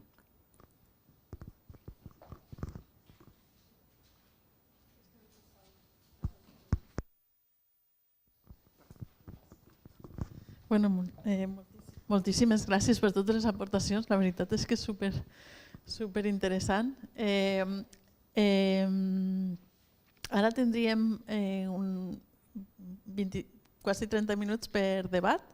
Llavors, si les persones que esteu aquí físicament voleu intervindre o si no, si hi ha alguna pregunta que arriba a través de online. Jo tinc moltíssimes, però per diversificar com la... Si pots dir el teu nom, sisplau. I volia també fer present, no sé si finalment ens ha pogut acompanyar, que ens acompanya Joana Bregolat, sí?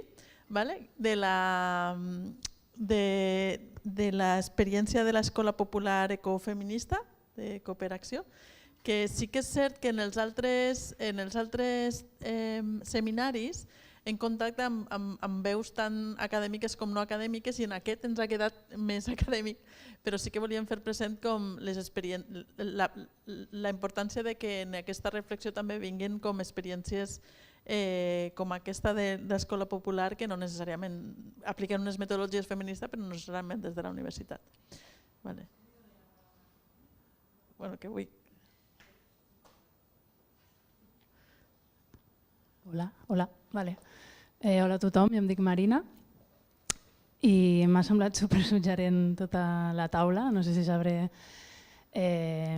formular... Bueno, tinc diverses coses, llavors, perdoneu, m'ha semblat, m'ha parecido súper paradójico, de repente he pensado, mi pregunta va, perdón, es que mi pregunta va, un poco mi obsesión es cómo aterrizamos el paradigma de la sostenibilidad de la vida en esta realidad tan contradictoria. En mi caso particular, que sí que soy investigadora pero precaria, o sea que hablo desde la academia, pero hablo también desde mi experiencia vital en otros ámbitos. ¿Cómo introducimos todo lo que tiene que ver con trabajo reproductivo en los análisis de viabilidad de experiencias socioeconómicas alternativas? Y en el caso concreto de proyectos agroecológicos, que tienen una dimensión material muy obvia, que a mí me hacía pensar todo el rato en los límites de la digitalización, ¿no? Rescatando todo el potencial que tiene en términos de sistematización o facilitación, no de procesos, sino de distintas tareas que tienen que ver con la investigación y la recogida de datos, co-creación de datos, decidle como queráis, ¿no? Entonces yo tenía como una cuestión muy concreta en términos de metodología, si alguna podía compartir, si es que comparte esta pregunta, de cómo concretamente podemos aterrizar, ¿no? Y por lo tanto tratar de romper esta trampa epistemológica de que lo productivo y lo reproductivo son cosas diferentes, ¿no? Eso por un lado. Y luego caía en la paradoja de, pues con esta movida de vendernos la moto de que trabajamos en casa y todo es...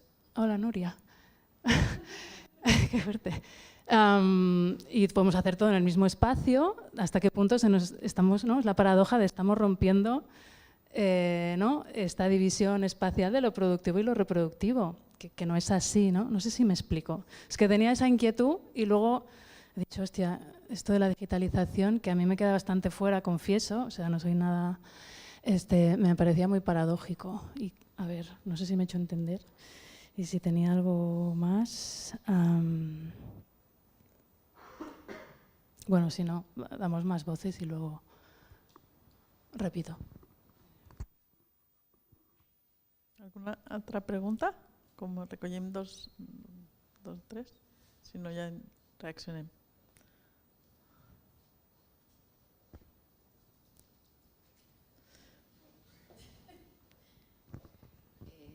A ver, respecto a la primera pregunta que decías de lo metodológico y con tu ámbito de estudio, yo estaba pensando en Ricard, que se dedica, que hace temas, ¿no? de soberanía alimentaria, de cooperación, que quizás a lo mejor, no sé, se me ha ocurrido que quizás a lo mejor tú podrías, en este caso, ayudarle. Respecto a la segunda pregunta, yo creo que hablar del teletrabajo y de que estando en casa, haciendo vida cotidiana y trabajando, eso no era romper la dicotomía producción-reproducción. Y tenemos que dejarlo muy claro de que no es eso, no se trataba de eso. O sea, porque eso sabemos las consecuencias que tiene psicosociales en los cuerpos de las personas que estamos verdaderamente agotadas, algunos, pero que romper esta dualidad de lo productivo y lo reproductivo va mucho más allá, ¿no? de que es incluir de manera, pues por ejemplo, los costes, ¿no? que suponen algunas tareas reproductivas en lo productivo, ¿no? que no esté totalmente fuera del sistema. Y yo creo que, bueno, no sé, las que lo hemos vivido, ¿no? creo que lo tenemos claro que el teletrabajo desde luego no es romper el paradigma productivo-reproductivo. Y la primera pregunta, ya te digo, no sé si Ricard puede ayudarte o le pongo en un marrón. Yo desde luego no sé si otro compañero. Venga. Así rompemos el esquema.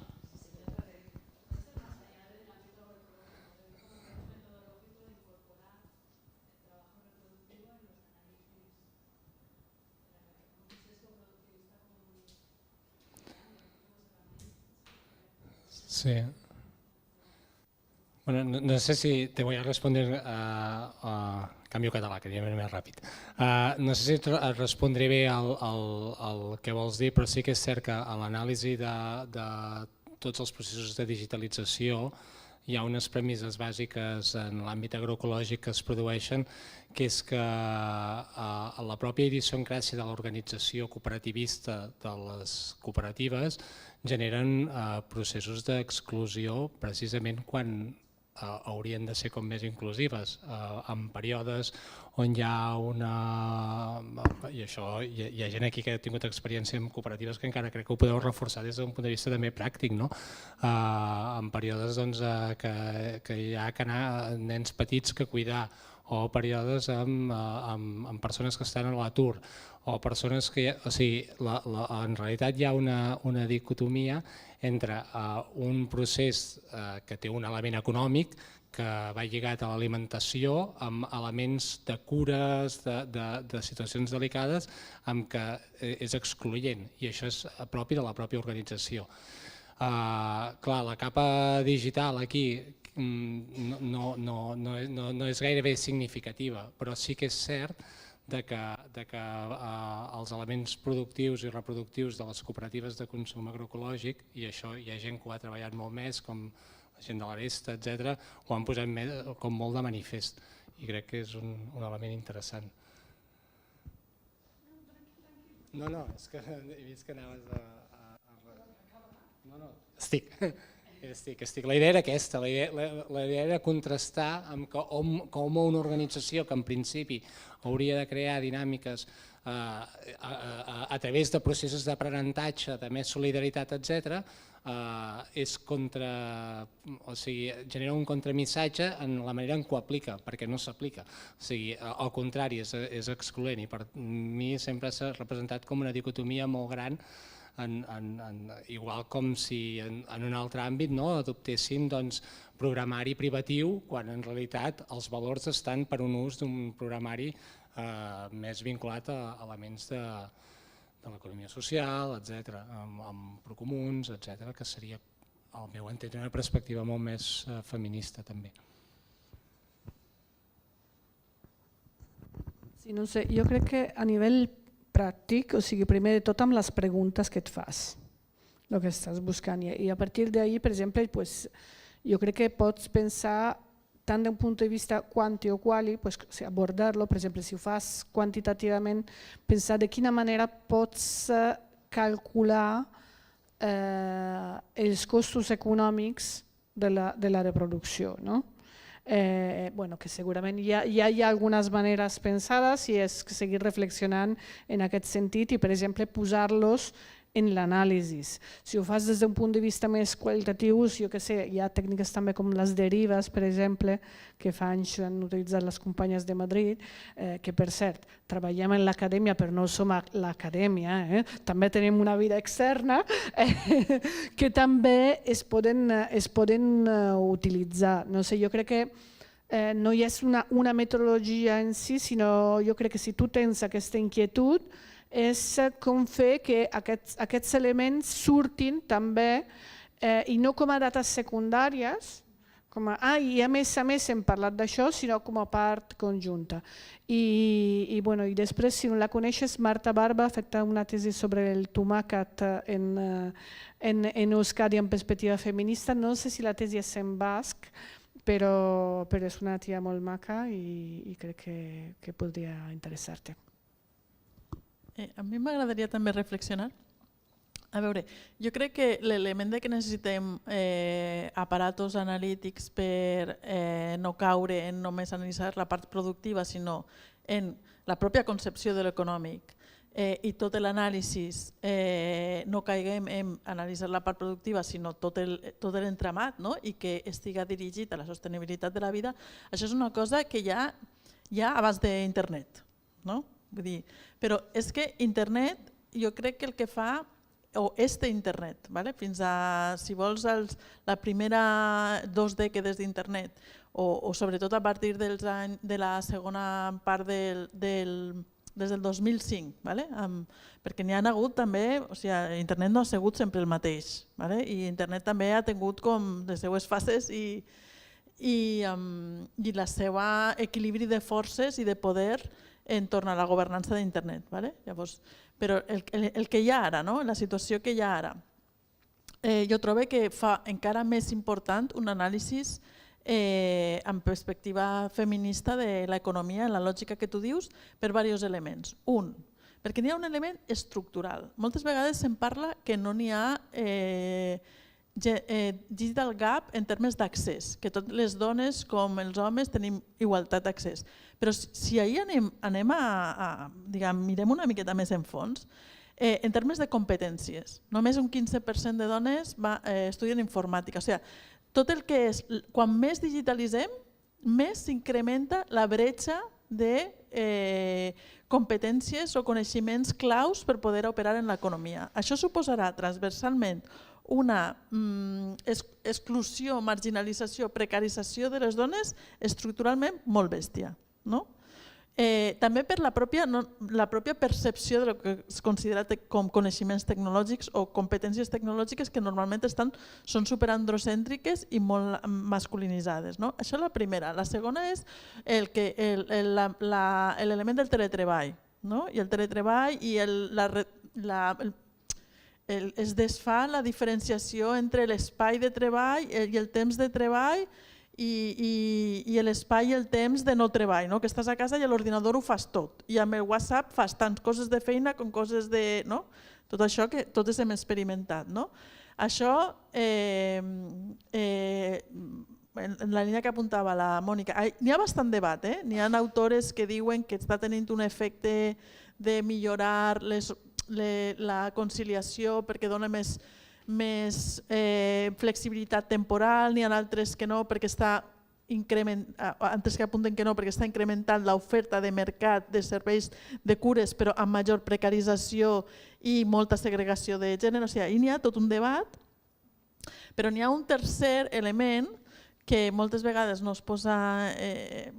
que diguem que amb la digitalització s'està el debat sobre si s'està incrementant o no la crisi de cures, en termes de conciliació, però també està el tema de la violència de gènere, o sigui, la crisi de violència de gènere. Este model econòmic a través de la digitalització que s'està portant a treballar més en els espais digitals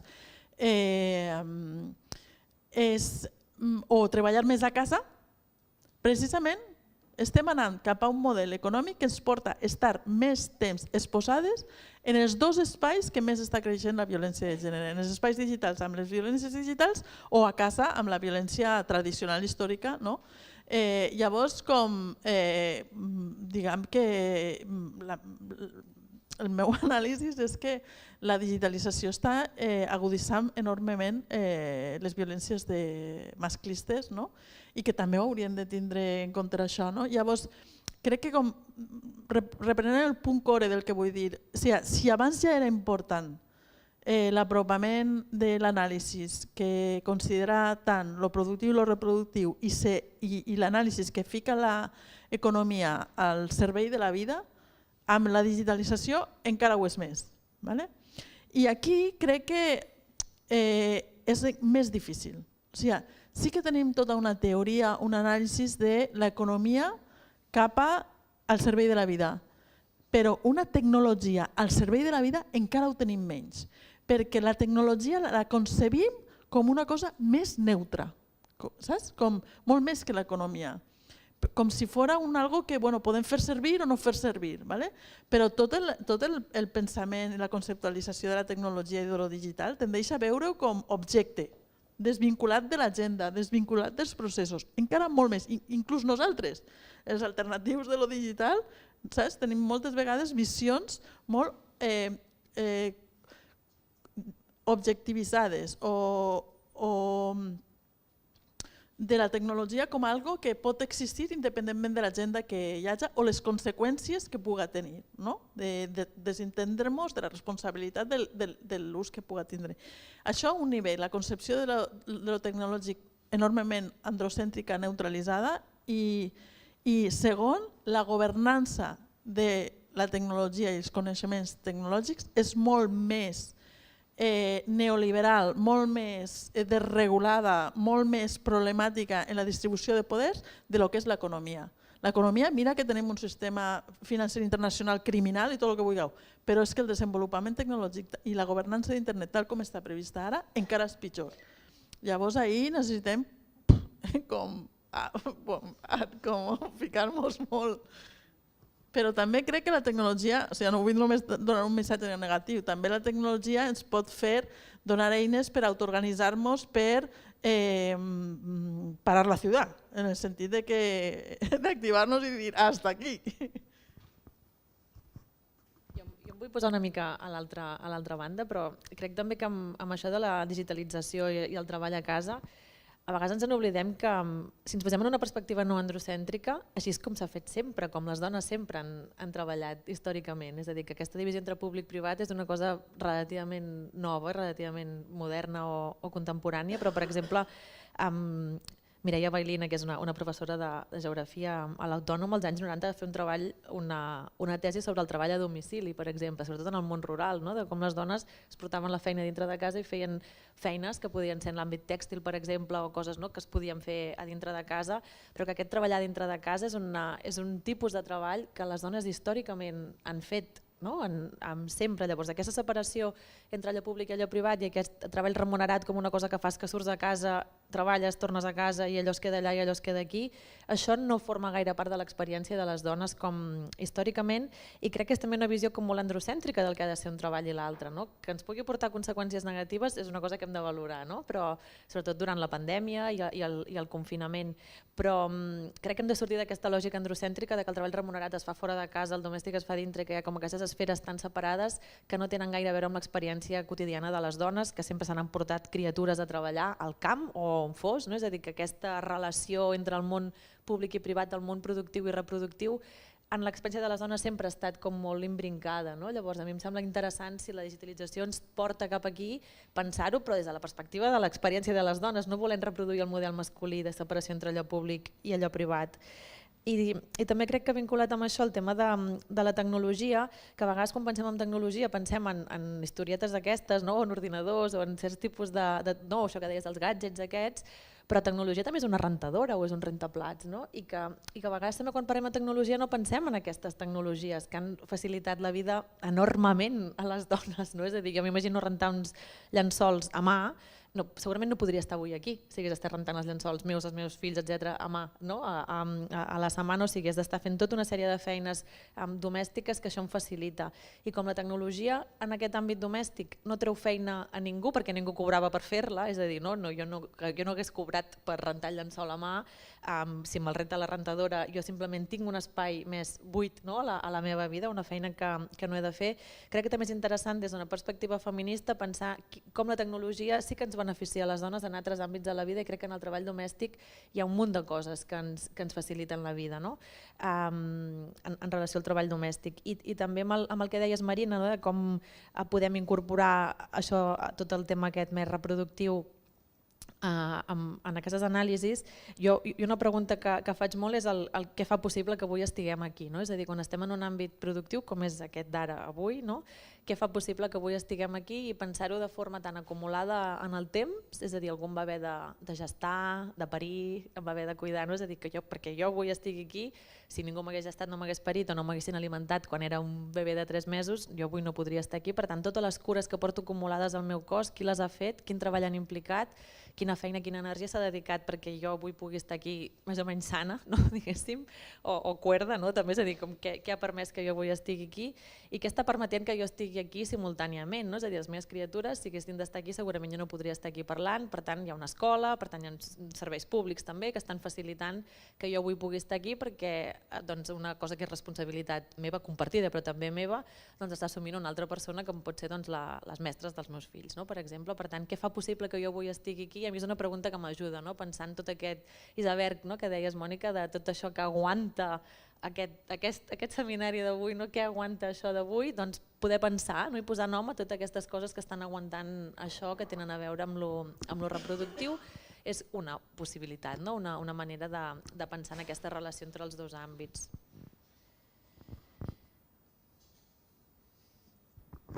No sé com anem de temps com per afegir alguna cosa. A mi em feia pensar en les bases materials que estiguem aquí avui han sigut sacsejades en general per la doble disrupció de la tecnologia i de la Covid. Són moments on ja estan sortint anàlisis de com ha impactat negativament en violència de gènere a la llar, però crec que estem veient la punta de l'iceberg de coses que hi ha cada llar com un petit ecosistema on s'han visibilitzat més això, les cures, les interdependències.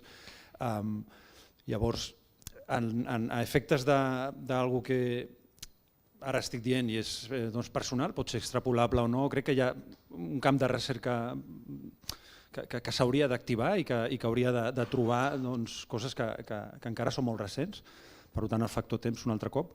En clau de cocreació, que és on deia al principi, tinc l'experiència, els aprenentatges, però també els errors sobre els que he construït, que realment són espais on també es visibilitzen molt els privilegis i són un espai per treballar que es beneficia molt del cara a cara, d'estar juntes, del cos, el posicionament, hi ha inclús llenguatge no verbal. Llavors, el dubte és com ens ho fem per hibridar, perquè les condicions ho requereixen i la cultura del treball és la que és i està creixent, perquè això sigui compatible amb aquesta presencialitat limitada, si volem, de les pantalles. O sigui, com metodològicament no siguin renúncies a concentrar amb el temps, a anar allà on estan els problemes, perquè moltes vegades allò reproductiu succeeix en un espai, per tant, com et mous o com mous un aparatus de recerca, unes metodologies i no caure amb una dependència que podria ser progressiva, però això és mera especulació, cap a replicar aquestes dinàmiques de comunicació amb tecnologia, perquè enriqueixen molt les dades que pots obtenir, però és en detriment de coses no previstes que són el dia a dia de la recerca i que han d'estar allà. Hola.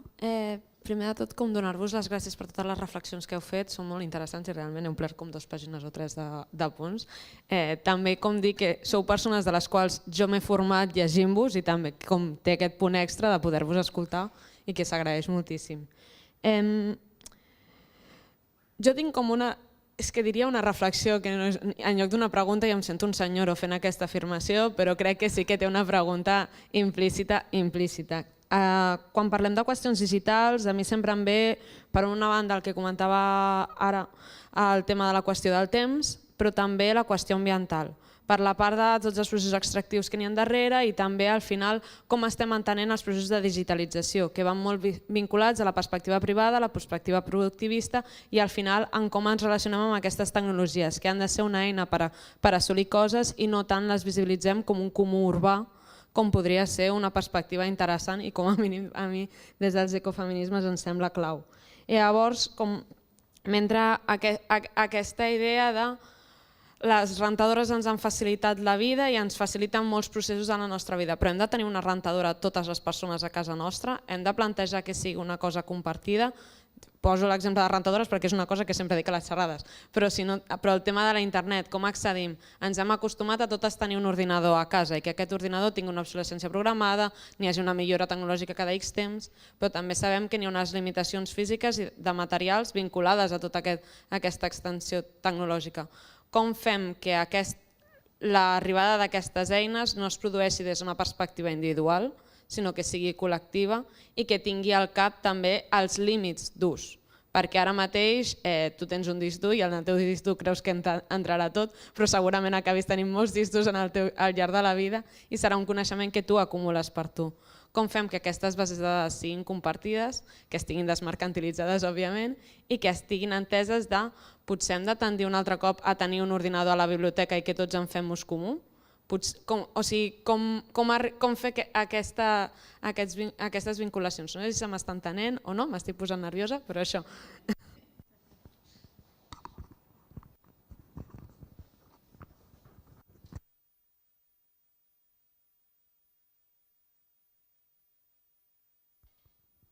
Ara fem al revés.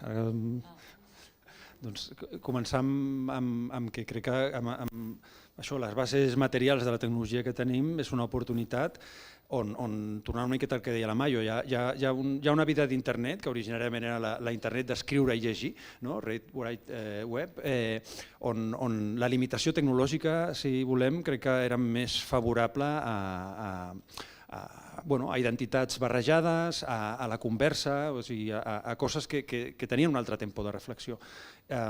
L'acceleració o capacitat d'infiltrar-se en qualsevol tipus d'interacció i qualsevol petit detall, quantificar-lo i datificar-lo i digitalitzar-lo,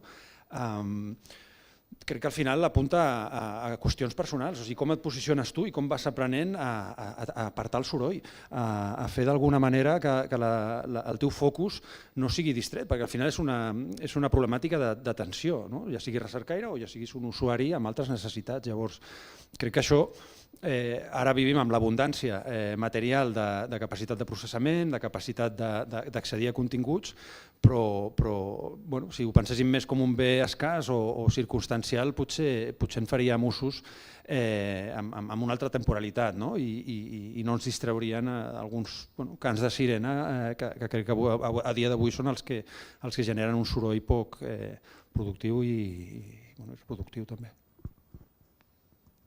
Jo estic completament d'acord. El tema és, per mi la resposta o la reflexió que afegiria a la teva pregunta és que jo crec que tot això és impossible dintre d'un context capitalista. És a dir, que el problema és el capitalisme i el problema és si podem entendre que es posem el sosteniment de la vida al centre en un context capitalista, que jo crec que no, i que aquest és el problema, no és compartir una rentadora, és com pensem el transport, com pensem l'habitatge, és a dir, és com pensem les ciutats en general i com pensem tota l'economia, i dintre del capitalisme tot això costa molt de pensar com encaixa, perquè és una lògica contrària al capitalisme, la que estàs plantejant tu i la que per mi també planteja posar el sosteniment de la vida al centre de l'economia també és una crítica al capitalisme en si mateix. Per tant, vull dir, la solució per mi passa per carregar-nos el capitalisme, diguéssim. És a dir, fas la pregunta, per mi la via és aquesta, el que passa és que com fem això, òbviament, això és el problema, és com es fa això, i per això no tinc resposta. Bé, jo tampoc tinc resposta, però crec que sí que hi ha algunes coses que són importants i que, per exemple, el que tu estàs comentant té molt que veure també amb aquests processos globals i com aquestes crisis, sobretot totes les crisis dels últims anys, marquen moltíssim també la diferència entre el suposat nord i el suposat sud, i com estem espoliant a comunitats enteres i com la digitalització ens porta també a això. Doncs jo crec que sí que una de les pràctiques feministes també ha de ser justament com lluitar contra aquesta obsolescència programada, com fer programes que puguin funcionar en màquines velles i no necessitem màquines noves tot el temps. Ens han colat, per exemple, i és una cosa que hem de lluitar a les nostres universitats ara amb la Covid, tot el Microsoft, abans no era tot Microsoft, ara és tot Microsoft, entres i ja tenen totes les dades automàticament, tens el Team, l'Skype, tot conjunt, tot treballat i agafen aquestes dades i a més les nostres universitats paguen un paston per això quan hi hauria solucions molt més econòmiques i de codi obert i jo crec que sí que com a investigadores que estem amb aquestes privilegis en les universitats hauríem de lluitar dins de les nostres universitats perquè això no fos. I després el que comentaves abans del dataset comú, jo crec que és una altra de les qüestions, per exemple, per fer recerca, et paguen sempre per produir, i això també la obsolescència en les dades, per produir dades noves, però no pots tenir diners i temps per analitzar dades que ja estan. I això és una pèrdua impressionant perquè justament si podrem compartir dades tan qualitatives com quantitatives, compartir-les mundialment i fer anàlisis més en profunditat sobre aquestes dades, sortirien coses fantàstiques. I en canvi moltes vegades has tingut temps d'analitzar a la meitat les dades que has produït en la teva recerca i ja has d'anar a una altra recerca perquè si no les persones precàries se'n van al carrer i doncs has de trobar diners per poder fer noves beques, però això impedeix que s'utilitzen aquestes dades. O sigui que la lògica de l'obsolescència programada jo crec que també està en la recerca i també hem de demanar que ens donin possibilitat de fer recerca amb dades que ja tenim, que ja estan allí i que poden donar encara moltíssima informació. Moltíssimes gràcies. Per tancar, agrair a tothom, ha sigut molt ric. Jo voldria reprendre o reaccionar a aquest element de l'internet com a tot el potencial d'internet pel procomú. Clar, Dimons el grup de recerca DIMOS es diu DIMOS de Digital Commons, no és casualitat, en el sentit de que precisament les noves tecnologies d'internet el que ha suposat és una nova onada molt gran de procomú. O sigui, si teníem el procomú històric dels procomuns naturals, amb la lògica de l'escola d'Ostrom, ara tenim tota aquesta onada de possibilitat de que el procomú no siga un tercer model aïllat, sinó que estiga al centre de l'economia, al centre de que no siga estat, mercat i procomú, com el procomú el petitè, sinó que estiga al centre. Aquesta és la gran hipòtesi de totes les teories del procomú digital. Llavors, com apuntar, també perquè abans he fet una exposició molt negativa, en el sentit d'apuntar a tota la possibilitat de generar procomú alineat amb la vida a través del procés de digitalització. El que passa és que en aquests moments concrets sí que és cert que estem davant d'un canvi d'època molt gran. En aquestes dècades actuals estem patint un cercament del procomú. Igual que històricament amb el cercament del procomú natural, ara està havent-hi un cercament del procomú, dels procomuns digitals, de tot el potencial de coneixement obert que apuntava la Bàrbara que es genera i així, que ara les grans corporacions estan intentant tancar-ho. I trobo que per poder superar aquest moment històric que estem en el desplegament d'aquest canvi d'època lligat a la revolució digital i molts altres elements, però aquest crec que els feminismes i el feminisme digital és essencial. És capital per poder anar més enllà de la situació que tenim actual de cercament del procomú. Per què? Perquè si tu vas a veure els plantejaments que venen des de les alternatives digitals dels nostres propis entorns, de la meva pròpia trajectòria de la cultura digital i així, són apropaments que es basen en la idea del homo economicus, que reprodueixen molts dels elements que critica l'economia feminista. L'homo economicus que ell sol pot ser només amb una tecnologia descentralitzada, cada un podria ser autònom i operar descentralitzadament perquè el blockchain i els DAOs ens alliberaran de les dinàmiques de poder perquè la tecnologia per si sola ens ficarà en una posició d'autonomia personal. Aquests són els apropaments que tenim en les vessants alternatives. O no n'hi ha cap element d'homo economicus, no n'hi ha anàlisis de la reproducció social, no n'hi ha anàlisis de la sostenibilitat econòmica, o sigui, quasi no hi ha perspectiva ecològica dels discursos alternatius de lo digital i per tots aquests elements crec que veritablement hi ha un combo molt potent d'incorporar la perspectiva de les teories feministes d'economia feminista per poder desbloquejar el cercament del procomú digital en què ens trobem. I espero que el Congrés pugui ser un granet de sorra entre totes per poder-ho entomar. De la lògica del potencial de la tecnologia ficat al servei del Congrés, no ho he mencionat abans, però escoltant a la Maria i amb aquest element de les neutralitats que se nos colen. El Congrés serà sobretot presencial, perquè se m'ha oblidat dir-ho, el Congrés serà sobretot presencial a Barcelona, però n'hi haurà possibilitat de participar també online, sobretot per aprofitar l'expansió que hi ha hagut del Congrés a Latinoamèrica en el darrer, que va ser online. Llavors, animem molt a contribucions des de Latinoamèrica o altres continents al Congrés a través d'aquesta via. Comptarem amb traducció de català a castellà. Avui hi ha hagut traducció, però durant el Congrés també. I també durant els dies laborals del Congrés, dijous i divendres, hi haurà ludoteca a demanda i el dissabte, que és en horari no escolar, hi haurà activitats per la canalla.